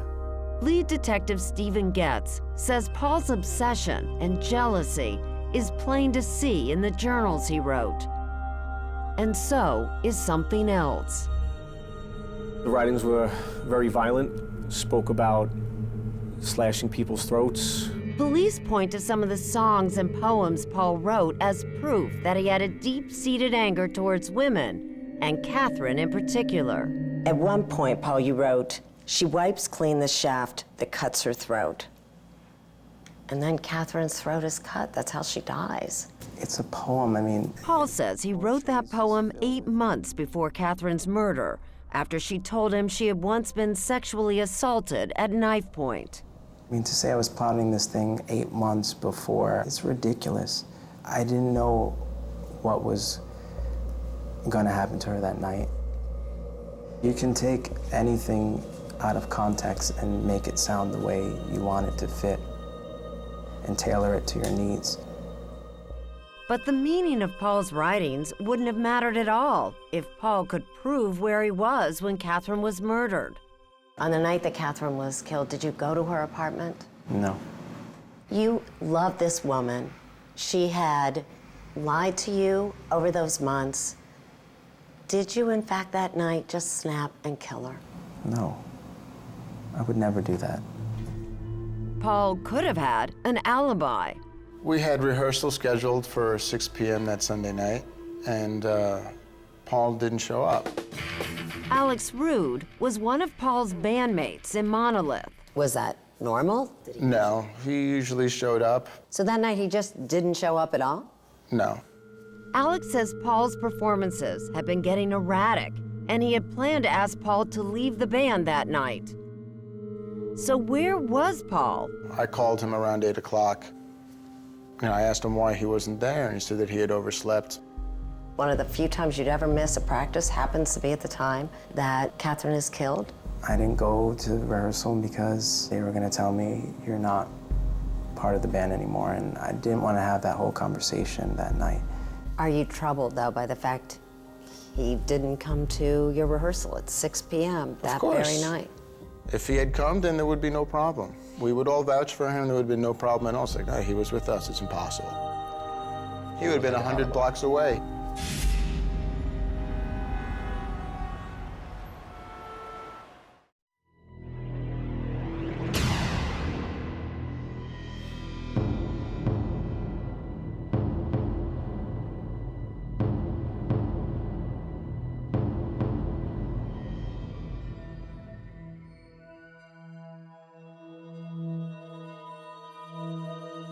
We're convinced she knew this person and that this person knew her. The two men who knew Catherine Woods best are both suspects. But as days passed, Detective Stephen Getz focused less on David Hahn and more on Paul Cortez. My feeling is if Paul Cortez had nothing to do with this, then he had no reason to lie. Police say Paul hid from them the fact that he was in Catherine's neighborhood at the time of the murder, leaving it out of his written statement. In here, you never mentioned that you were right down in her neighborhood, just blocks from her house. Why not? I just remember that point just being a haze. I was still in shock. I just found out that someone that I loved dearly was killed, that I was a suspect for it as well, and I didn't know what to do or what to think or what to really put in. And then, police got a big break. In the midst of this bloody crime scene, they say they were able to isolate one single fingerprint. We were able to match that fingerprint to Paul Cortez's fingerprint. Paul Cortez has been indicted now on murder charges. Paul Cortez was arrested and held without bail. That person had nothing to do with the Paul Cortez I know. Marguerite Shanuda had met Paul just a few months earlier on a yoga retreat. He had been at my house a couple of weeks before Catherine was killed, and he was flirty, he was fun, he was warm. She is so sure of Paul's innocence, she used her own money and borrowed thousands more to help pay for his defense. Don't some of your friends say, Marguerite, why would you put yourself out on the limb so much for this guy? Yeah, some of my friends do say that. So they seem to fall into two camps. The one camp thinks I'm crazy, and the other camp thinks I'm a saint. Over the next year, Marguerite created a website to build support for Paul Cortez. Let's just go through like the DD5s. And helped hire lawyers. How confident are the two of you in this case that you'll be able to get Paul Cortez acquitted? I'm confident. We believe we have somebody who's innocent. Defense attorneys Don Florio and Laura Miranda. He has a very gentle, caring soul about him. I can't even imagine that somebody like this could have committed such a vicious crime. We really need to focus, you know, because of her profession, she was exposed to so many people who could have done her harm. They say there could be any number of other suspects. That a customer from one of the topless clubs could have killed Catherine. Catherine, baby girl. Catherine, baby girl. I'm scared to look at her. They also believe police were too quick to clear David Hahn. David is the one who gave up his life. He came from Ohio to live with this woman. Catherine was kicking David out of the apartment. So if anyone had a motive, I'd say it was more David than Paul. Her reasoning? A neighbor testified hearing screams coming from Catherine's apartment about 20 minutes before David said he left the apartment. But police investigated David's movements that night, and they believe he was out of the apartment for a much longer time and couldn't have been there at the time of the murder.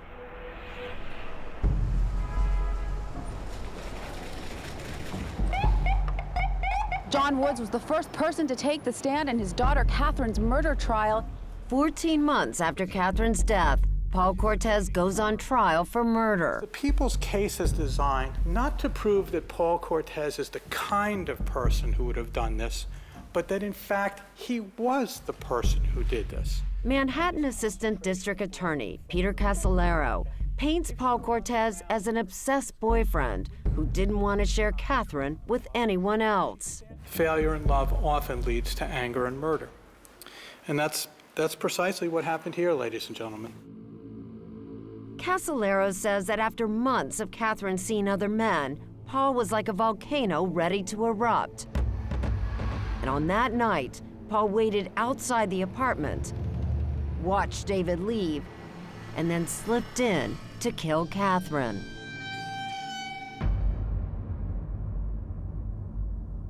It's the defendant's persistent use of his cell phone that puts him in hot water here.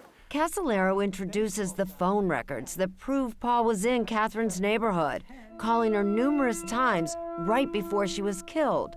And then, the phone calls stop. He never, ever, ever calls Catherine Woods again. Is that a coincidence? Is that why he stops calling her? Or is it because he already knows she's dead and there's nobody to answer the phone? How do you explain that? And there's nothing to explain. I called her many times and I left messages and... That was before 6 o'clock. Yeah, and I figured after I left the last message of, hey, call me when you get out of work, I figured that was it. Did Paul have any injuries after? No, none at all. None. Was there any DNA of Paul's found underneath Catherine's fingernails? Absolutely none. No DNA found in the apartment whatsoever. There is little physical evidence that connects Paul to the murder, but what does exist is incriminating. His fingerprint is in her blood put there at the time of the murder, and there is no innocent explanation for that. But the defense attorneys say there is other evidence that points to someone other than Paul. And look at his hair. Take down your hair. Unidentified strands of hair found in Catherine's hand that didn't belong to Paul and were never tested by police. Catherine had hair in her hand, and there were hairs that were never tested for DNA. The last piece of really critical evidence are the footprints. The footprints are undoubtedly left by the killer. Those bloody footprints in Catherine's apartment, say the prosecutor, were left by a man wearing Skechers boots, size 10.5. Do you own any Skechers boots? No. And police never found any.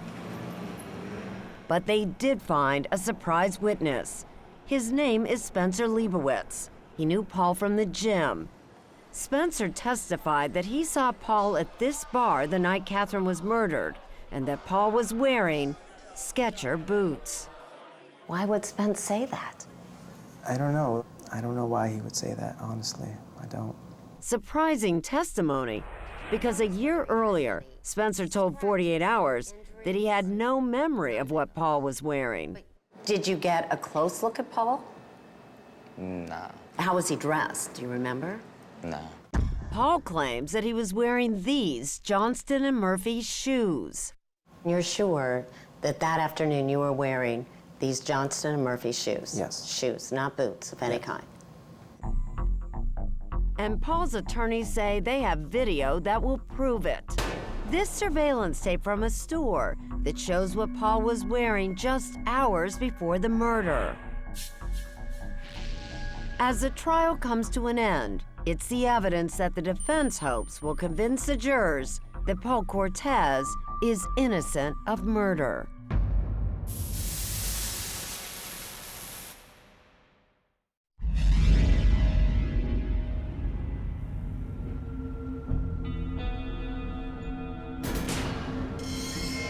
Paul Cortez stabbed Catherine 20 times.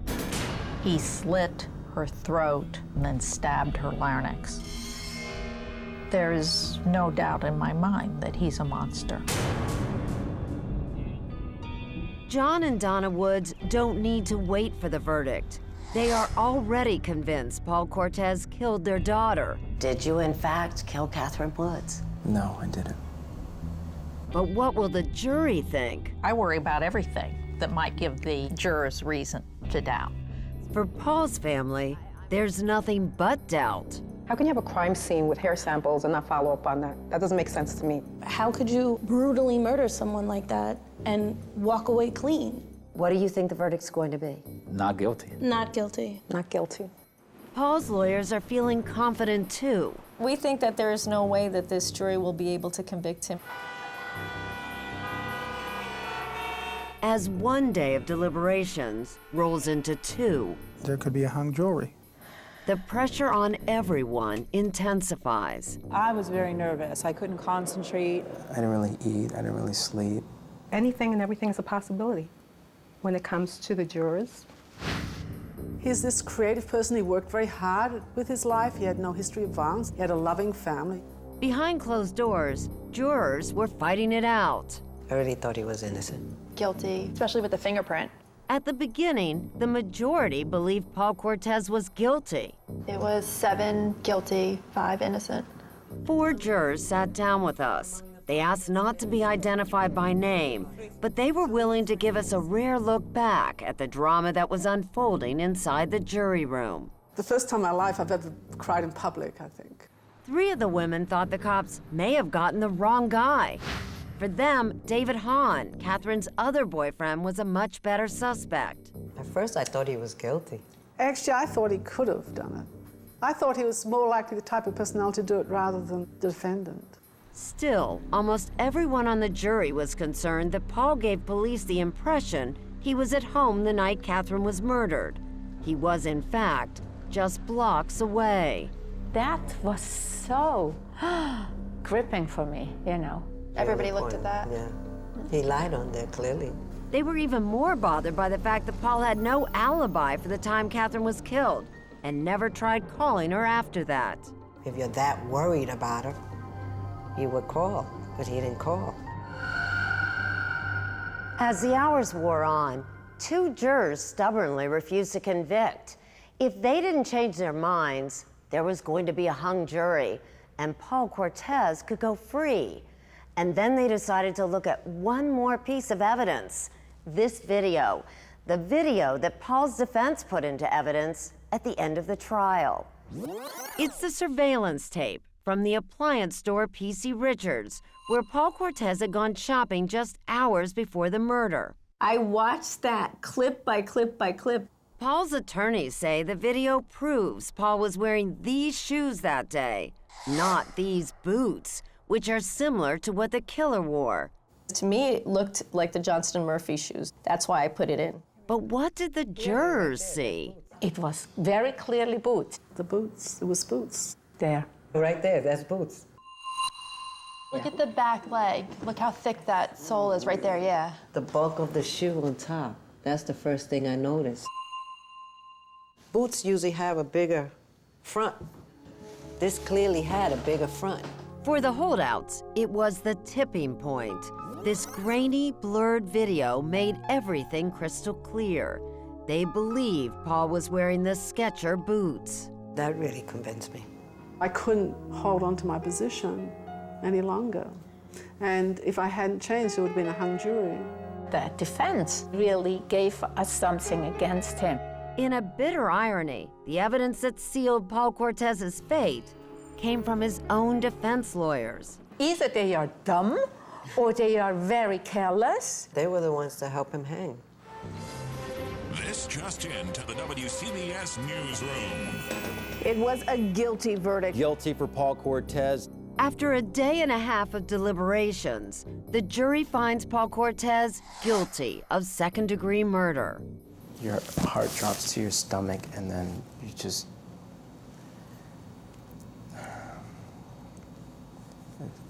It just kind of obliterates you. What did you think the jury was going to do? I thought at least they would not be able to decide. What if I told you that 2 individuals who were on the fence, who might have hung the jury, changed their mind based on that videotape? It would be the mistake of our lives, and it's terrible. You know, I'd feel responsible for him being convicted. The verdict changes nothing for Paul's mother, Yvette. Paul will always be my baby. I'll always be there for him. And so will his family. But for Catherine's parents, John and Donna, the verdict comes as a relief, although it is no consolation. There's no happy ending to this. It isn't like anybody really wins.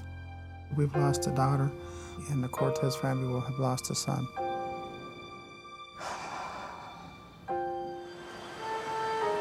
But loss is no longer what John and Donna Woods want to focus on. They want to remember how much their daughter Catherine lived in her very short life. She was 20 years old, independent and strong, and going after her dream.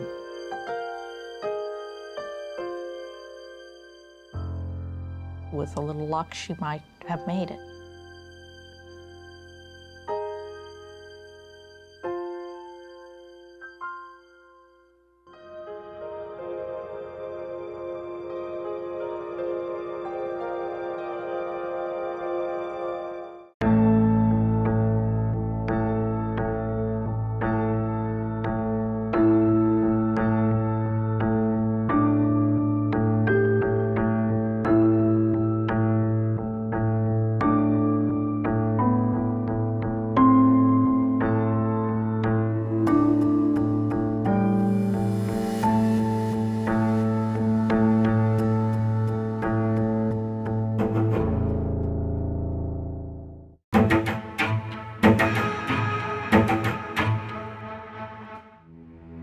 always been terrified, still am, of water, dark water, seawater.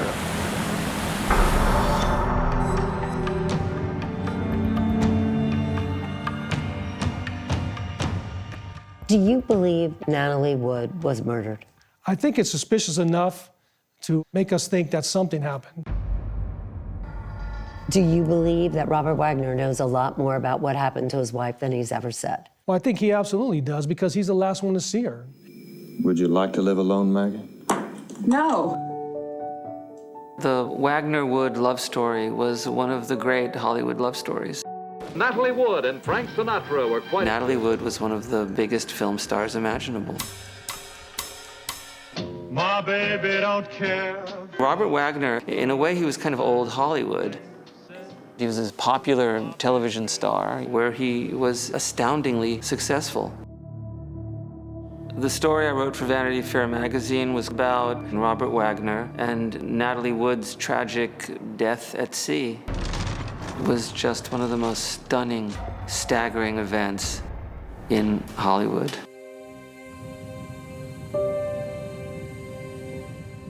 It was Thanksgiving weekend.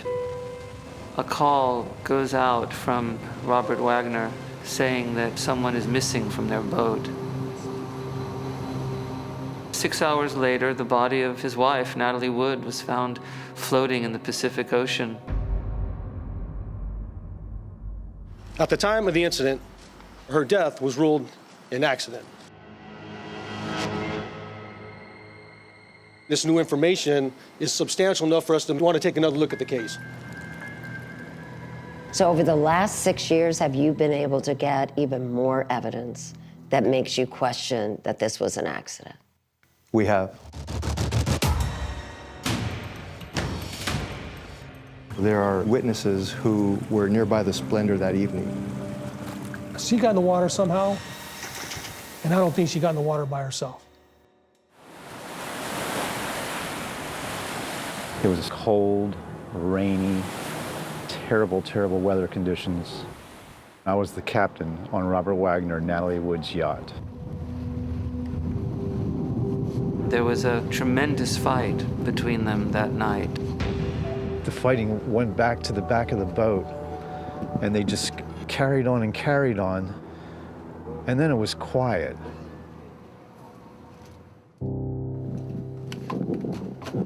I went down below, and she wasn't there. And the dinghy was gone. And I looked around for her, and I didn't know where she was. I believe that Robert Wagner was with her up until the moment she went into the water. We were so in love, and we had everything, and in a second it was gone. I wasn't there. I wasn't there for her.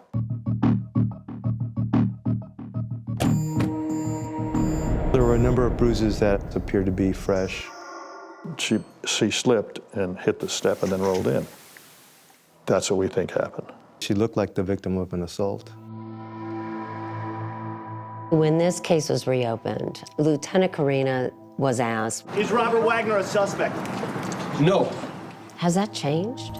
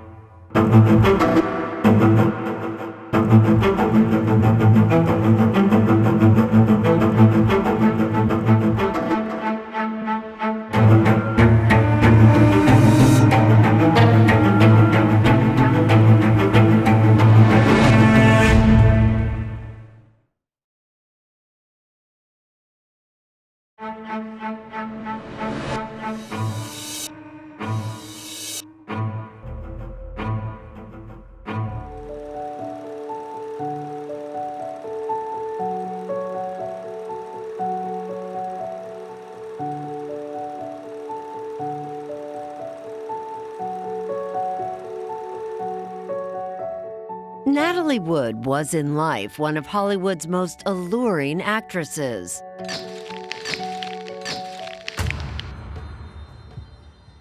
In death, She still reigns, but now is one of its most enduring mysteries. Actress Natalie Wood is dead at 43, the apparent victim of a drowning accident off Santa Catalina Island in California. In 1981, Natalie Wood's death was quickly dismissed as an accidental drowning. But rumors and allegations of foul play, fueled in great part by the boat's captain, Dennis DeVerne, have never gone away. And I just didn't want my whole life to go by without having the truth come out. So in 2011, 30 years after Wood's death, DeVerne and more than 700 others signed a petition addressed to the Los Angeles County Sheriff's Department, outlining what they consider flaws in the original investigation. It was already determined to be an accidental drowning, but the information we received made us want to take another look at the case. About 9 months after the investigation was reopened, another stunning announcement. The medical examiner's office changed the manner of death from accident to undetermined, triggering an avalanche of news coverage and unleashing a flood of new leads. Because of the press conferences we had, we found a lot more clues, a lot more evidence, a lot more witnesses. For more than 6 years, veteran homicide detective Ralph Hernandez and Lieutenant John Carina doggedly pursued this case. 6 years later, we've followed up on all the clues, over 100, 150 clues we've got followed up on, talked to a lot of people. These detectives even traveled to Hawaii twice to comb the Wagner's yacht for clues. It was docked there by its new owner. 48 Hours showed up in Hawaii, but detectives wouldn't talk then and refused to speak for 6 years. And then, for the first time, they spoke publicly about evidence they uncovered. And there was a lot to tell. Does that evidence lead you to believe that whatever happened to Natalie Wood was not an accident? Well, it does. It actually confirms my suspicions even more that what was originally reported isn't exactly what happened. They point to the numerous bruises on Natalie Wood's body that were photographed and noted in the autopsy report. It's some of those bruises and where they were located that played a big part in convincing a medical examiner to change the manner of death. Why are all these bruises suspicious to you? Because she looked like the victim of an assault. Another red flag? The story the three men on the boat, Captain Dennis DeVerne, actor Christopher Walken, and Robert Wagner, told the original investigators. It didn't fit the smell test, it didn't make sense. All three told the police that they assumed Natalie had left the Splendor on the yacht's dinghy, despite the late hour and stormy weather. That didn't even make any sense to me. Why would Natalie Wood, this big movie star, try to go out in a dinghy in the middle of the night in her socks, in her pajamas, at midnight, in rough seas? Is there any possibility that she would get in that boat and leave? No. Not with a gun to her head. That story also makes no sense to Natalie's younger sister, actress and former Bond girl. Hi, I'm Plenty. Lana Wood. But of course you are. Plenty O'Toole. Natalie reportedly had never operated the dinghy on her own, and there was that well-documented lifelong fear of dark water. I've always been terrified, still am, of water, dark water, seawater. When I think of her in that water, in the dark, in the cold, and the one thing that she feared was water, and that's where she finishes her life. I know it's a cliche, but she really was America's sweetheart. Vanity Fair magazine contributing editor Sam Kashner. America had grown up with her. She was the little doubting girl in Miracle on 34th Street. Well, young lady, what's your name? Susan Walker, what's yours? And then she was running with the sort of troubled pack and Rebel Without a Cause. I'm not going back in that zoo. I'm never going back. And then, of course, that incredible performance in Splendor in the Grass. She was in West Side Story and Gypsy. I I am Gypsy Rose Lee. And some of these great iconic films of the early 60s. By the time she was 18, Natalie had her first of 3 Academy Award nominations. She was so gifted. In 2008, Robert Wagner, also known as RJ, talked about Natalie on the CBS News broadcast Sunday morning. She was a very, very fine actress. And people loved her, you know, they adored her. He recalled their first date when Natalie was just 18 and RJ was 26. I started taking her out after that, and one thing led to another, and a year later we were married. Was Natalie in love with RJ when they first got married? Yes, she was madly in love with him. He was the perfect golden boy. But the pressures of living under Hollywood's relentless scrutiny weighed heavily on the marriage, says close family friend Mark Crowley. They were hounded by the press. They were presented as the ideal couple, far beyond what any normal human being could live up to.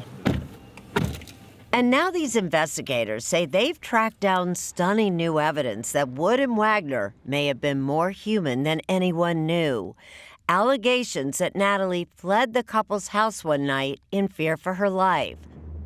A new witness, a former neighbor who says he was 12 years old at the time, remembers late one night being awakened by somebody banging on the door. It was Natalie Wood. She was so afraid of him, she ran to a neighbor's house yelling that day, he's going to kill me, and looking for help and looking for safety. And so a neighbor took her in. According to the witness, Natalie stayed the night and returned home the next morning. But so far, that's the only episode of alleged violence investigators have found.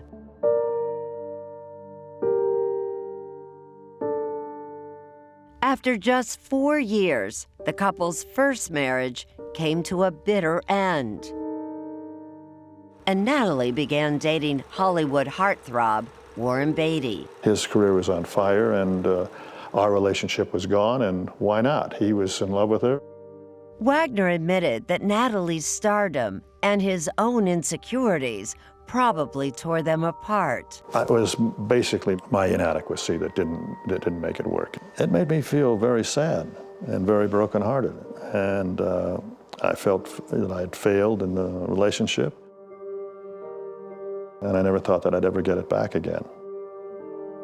Both of them were besotted with each other. After they got divorced, they went on to other partners and had children.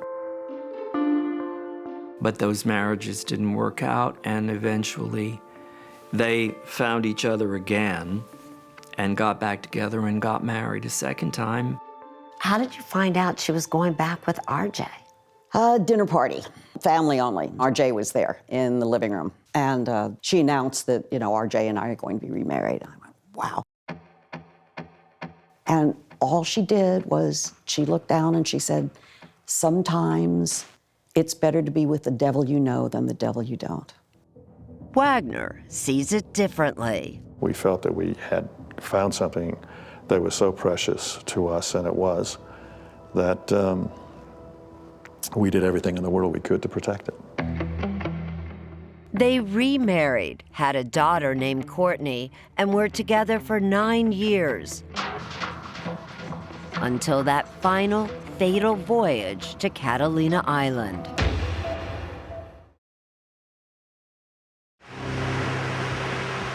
On a miserable, cold and rainy Friday in November, the Splendor departed Marina del Rey with Natalie Wood, Robert Wagner, Captain Dennis DeVerne, and one of Hollywood's hottest young actors, Christopher Walken. As soon as Chris Walken walked up the gangplank to the Splendor in his pea coat with the collar turned up, Robert Wagner took an instant dislike to him.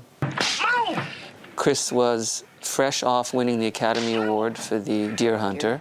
God damn it! What is it? He was now shooting a film with Natalie. It's me. And there were rumors of an affair. You could see a little bit of jealousy from Robert Wagner. It just kept getting more tense every minute of the day. He felt that Natalie was paying way more attention to Christopher Walken than she was paying attention to him. When the Splendor docked at Catalina Island, Wood, Wagner, and Walken went ashore to the town of Avalon and began drinking heavily. We spoke to Dennis DeVerne in 2011. The jealousy was under the surface until there was so much drinking that it started to come out, and it was obvious. Once back on the Splendor, DeVerne says the tension escalated. And now, for the first time, investigators say they have a new witness corroborating DeVerne's account. That Friday, someone on a nearby boat claims to have been close enough to see and hear a fight between the couple. Natalie, to this witness, appeared to be the aggressor in the argument, appeared to be intoxicated. Robert Wagner appeared to try and walk away from the argument. At the point that he's walking away, she actually fell down to one knee. DeVerne says the couple was fighting over whether to move the Splendor to the other side of Catalina Island. He wanted to move the boat at night, but she didn't want him driving the boat at night. It's kind of dangerous to do that, especially when it's so rough out there and rainy. Natalie said she wasn't going to stand for this, and would I take her to shore? Natalie had DeVerne take her on the dinghy to Avalon, where she desperately tried to get off the island. She did indeed call me on Friday night. She said, can you come and get me? And I said, what? She couldn't get a boat or a flight out of there because of the weather and the time of night, so she had to spend the night there. Unwilling to return to the Splendor that night, Natalie got 2 hotel rooms, one for her, one for DeVerne, and then reportedly spent the night crying on DeVerne's shoulder. She poured her heart out to him about how she was feeling. And according to Dennis, about some of the difficulties in their marriage, that it was becoming increasingly harder for her to deal with his professional jealousy. And what did Dennis tell you about that night? She was furious. She was talking about leaving him. Leaving him? Mm-hmm. Not just leaving for the weekend? No, leaving him, divorcing, leaving. He felt that if she had gone back to the mainland that night, she was so angry she would have divorced Wagner the next day. The next morning, Saturday, Natalie had a change of heart. She decided, well, hey, let's go back to the boat and let's see if we can smooth everything over here, and I'll make a nice breakfast. DeVerne says things did get better at first. Natalie even agreed to let Wagner move the yacht to the other, far more desolate side of the island. But by that evening, things were once again tense, says DeVerne, when he and Wagner joined Walken and Natalie, who had already gone ashore and were drinking at the bar. When RJ and I walked into the restaurant, and he saw Natalie and Christopher sitting at the bar laughing and having a wonderful time, he started to really, really heat up. According to other people who were there at the bar at the restaurant, they described him as irritated, he was tense, and according to DeVerne, Natalie and Walken were kind of ignoring him.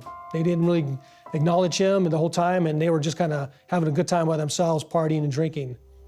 Witnesses say all 4 were so drunk that when they left, the restaurant manager alerted the harbor master. He calls the harbor master and says, hey, you know, Robert Wagner and Natalie Wood are coming your way. They're really intoxicated. Make sure they get back to their boat, okay? They got back safely, but things were about to turn ugly. Everything that I've heard from Dennis, Natalie's temper was surfacing, RJ's certainly was.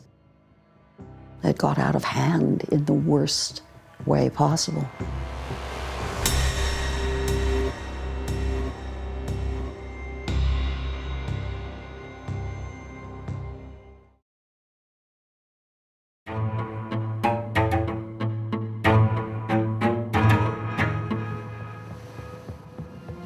For more than 38 years, the sea has kept her secrets about the night Natalie Wood died.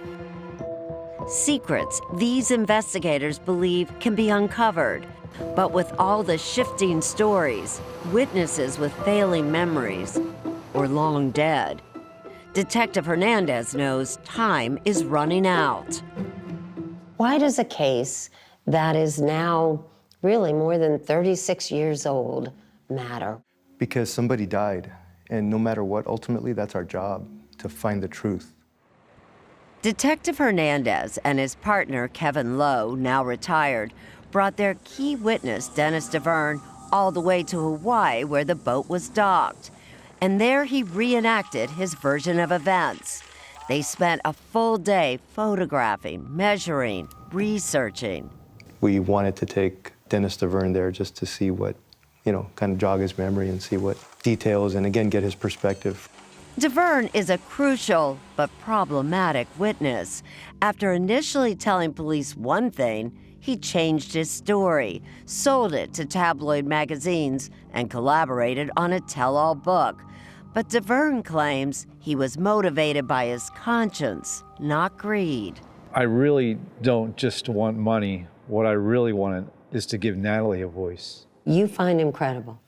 I find his story in his version of events when he talked to us, everything fit. It makes more sense of what happened and is corroborated by other people. DeVerne told investigators that problems between Robert Wagner and his wife, building for 2 days, exploded when they returned to the Splendor after dinner. Natalie, by then in her flannel nightgown and warm socks, joined Walken, DeVerne, and Wagner in the salon, the living area of the boat.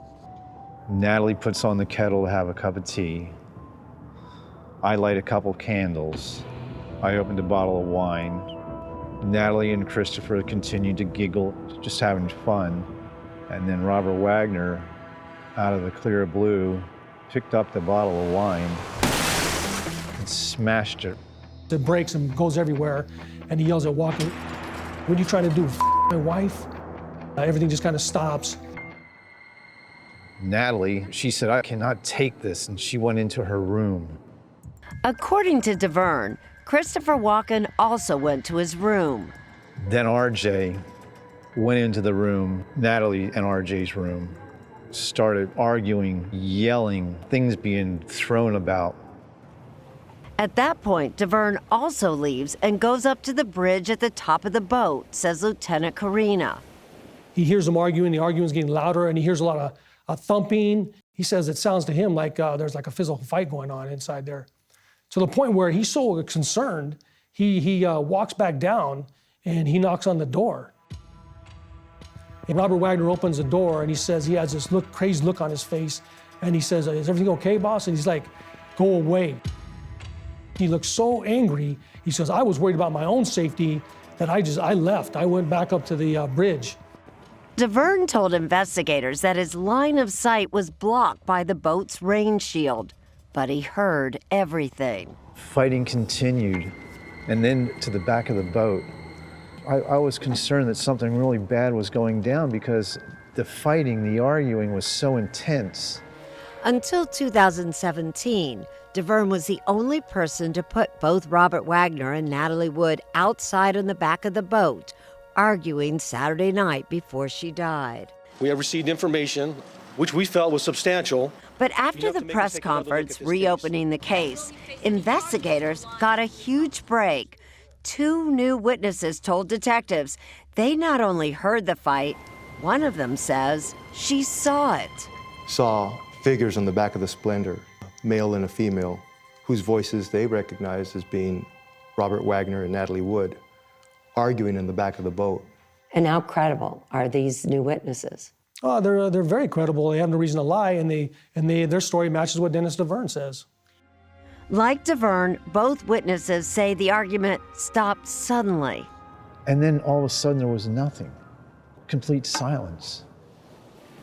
Nothing but the sounds of a rough sea on a cold, dark November night, says Lieutenant Karina. No one saw anybody go in the water. Nobody heard a splash. Nobody heard anything. They just heard the argument and then silence. There was one woman in the months following Natalie's death who said publicly that she heard a woman calling for help, but Lieutenant Karina now thinks she was mistaken. And DeVerne says 10 minutes after the fight ended, he finally went back downstairs.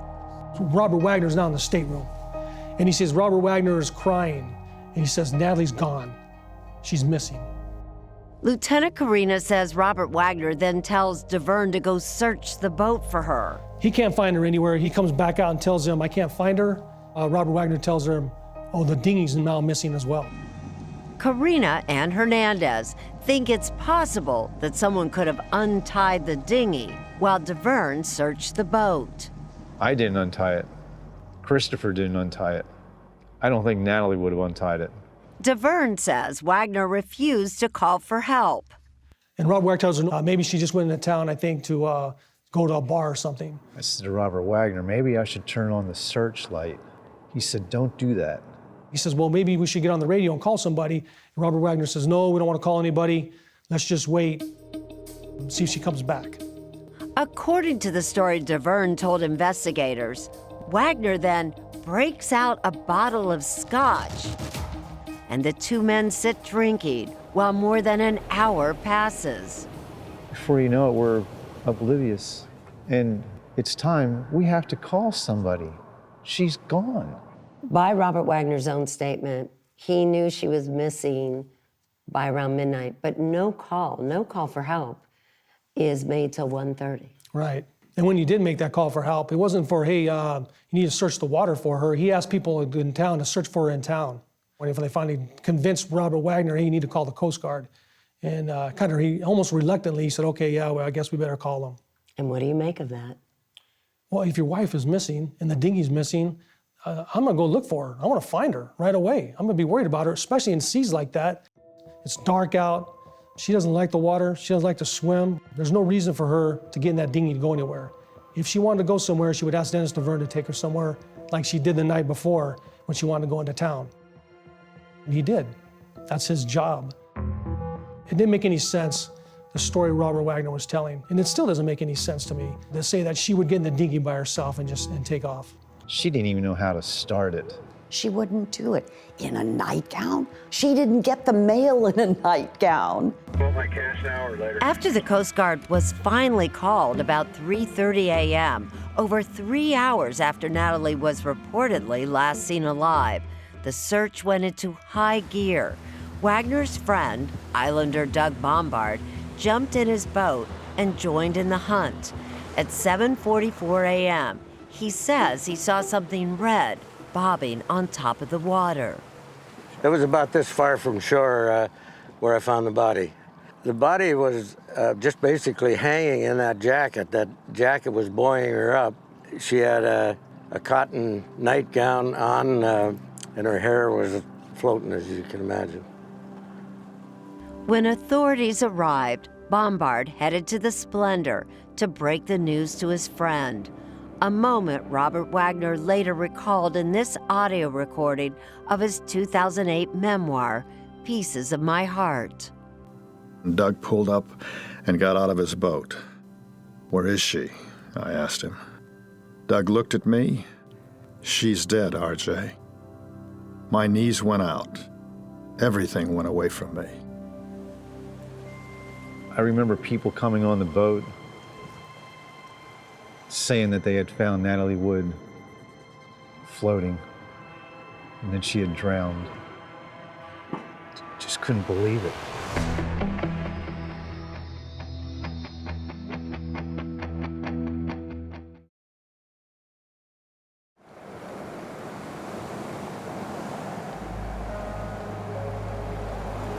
News of Natalie Wood's sudden death at the age of 43 quickly spread across the globe.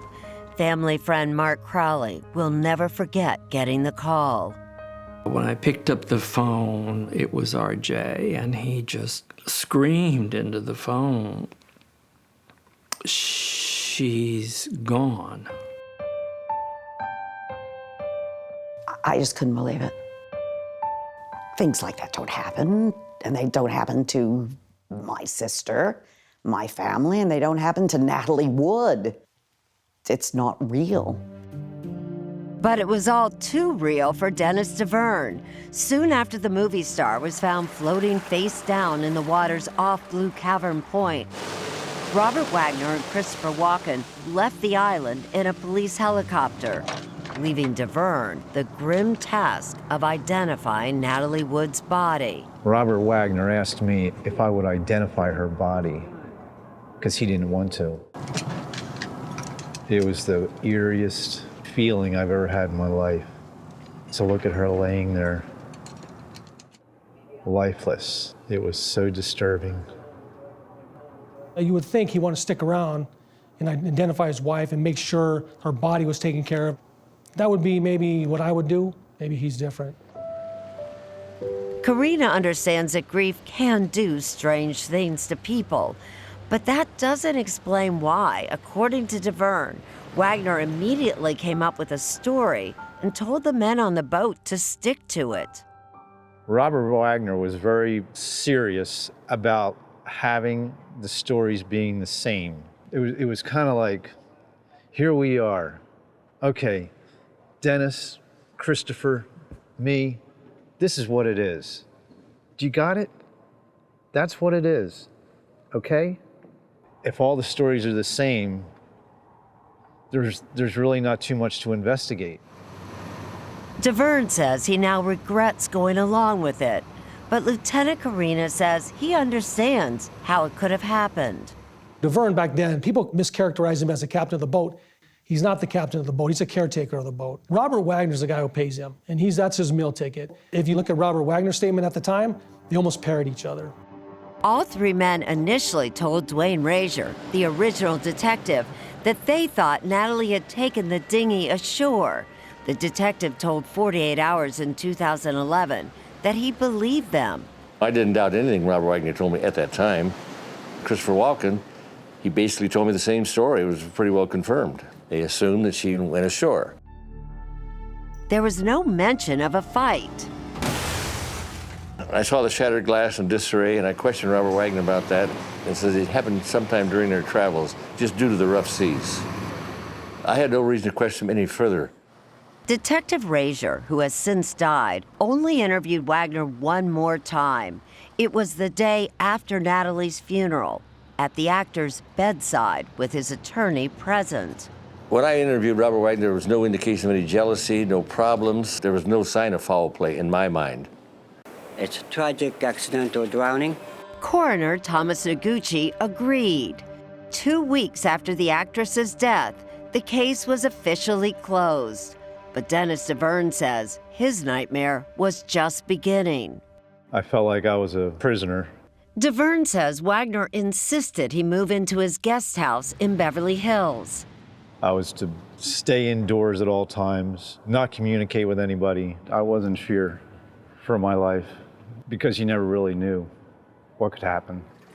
Eventually, DeVerne left California for the East Coast, but was never able to escape the past. I think he was, in a way, hunted down by his own conscience. He really seemed like a hunted man.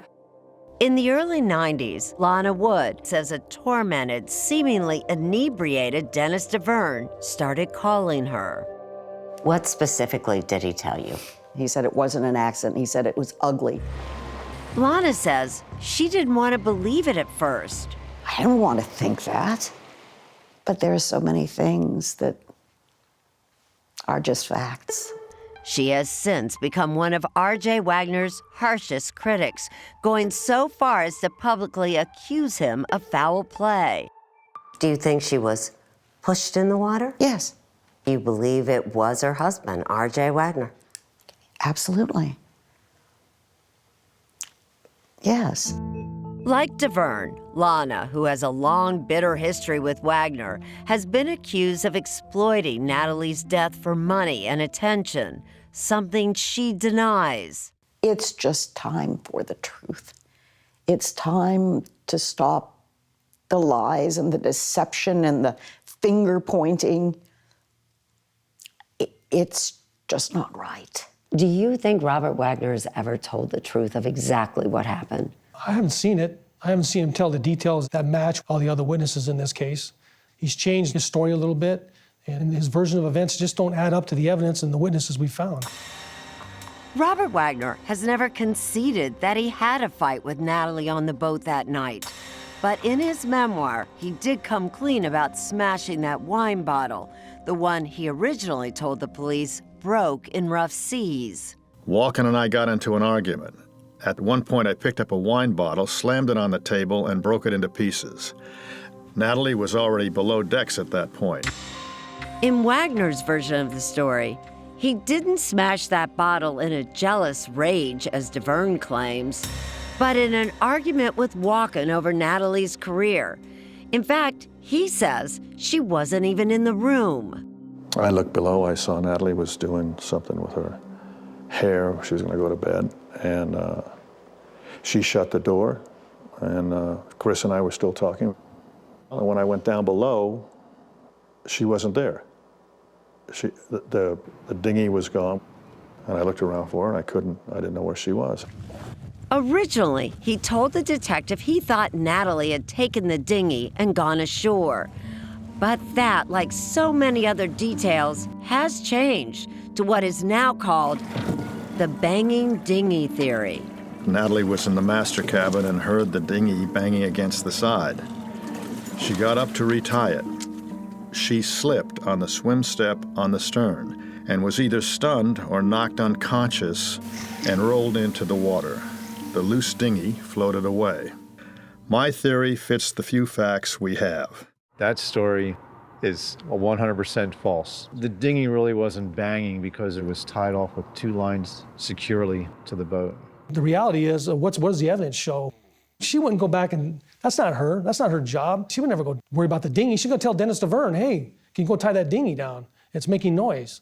That's his job. 6 years of investigation, 4 new key witnesses, 2 determined investigators with a lot of questions for Robert Wagner. As we've investigated the case over the last 6 years, I think he's more of a person of interest now. We know now that he was the last person to be with Natalie before she disappeared.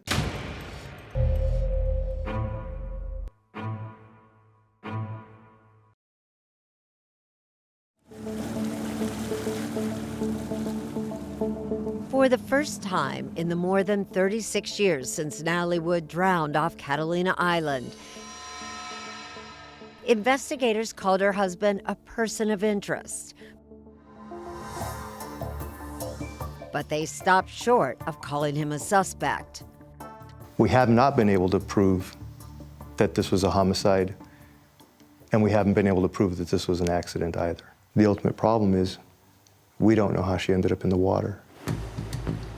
The statutes of limitations have run out on all crimes except one, murder. And to prove murder, there has to be evidence that someone intentionally put Natalie in the water. Falling in by accident wouldn't count.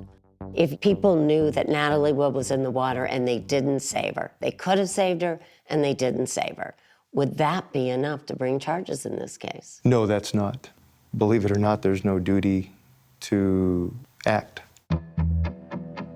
Believe me, if she had called out or she had made any noises or if we'd have heard anything, there were 3 of us there. We would have done something.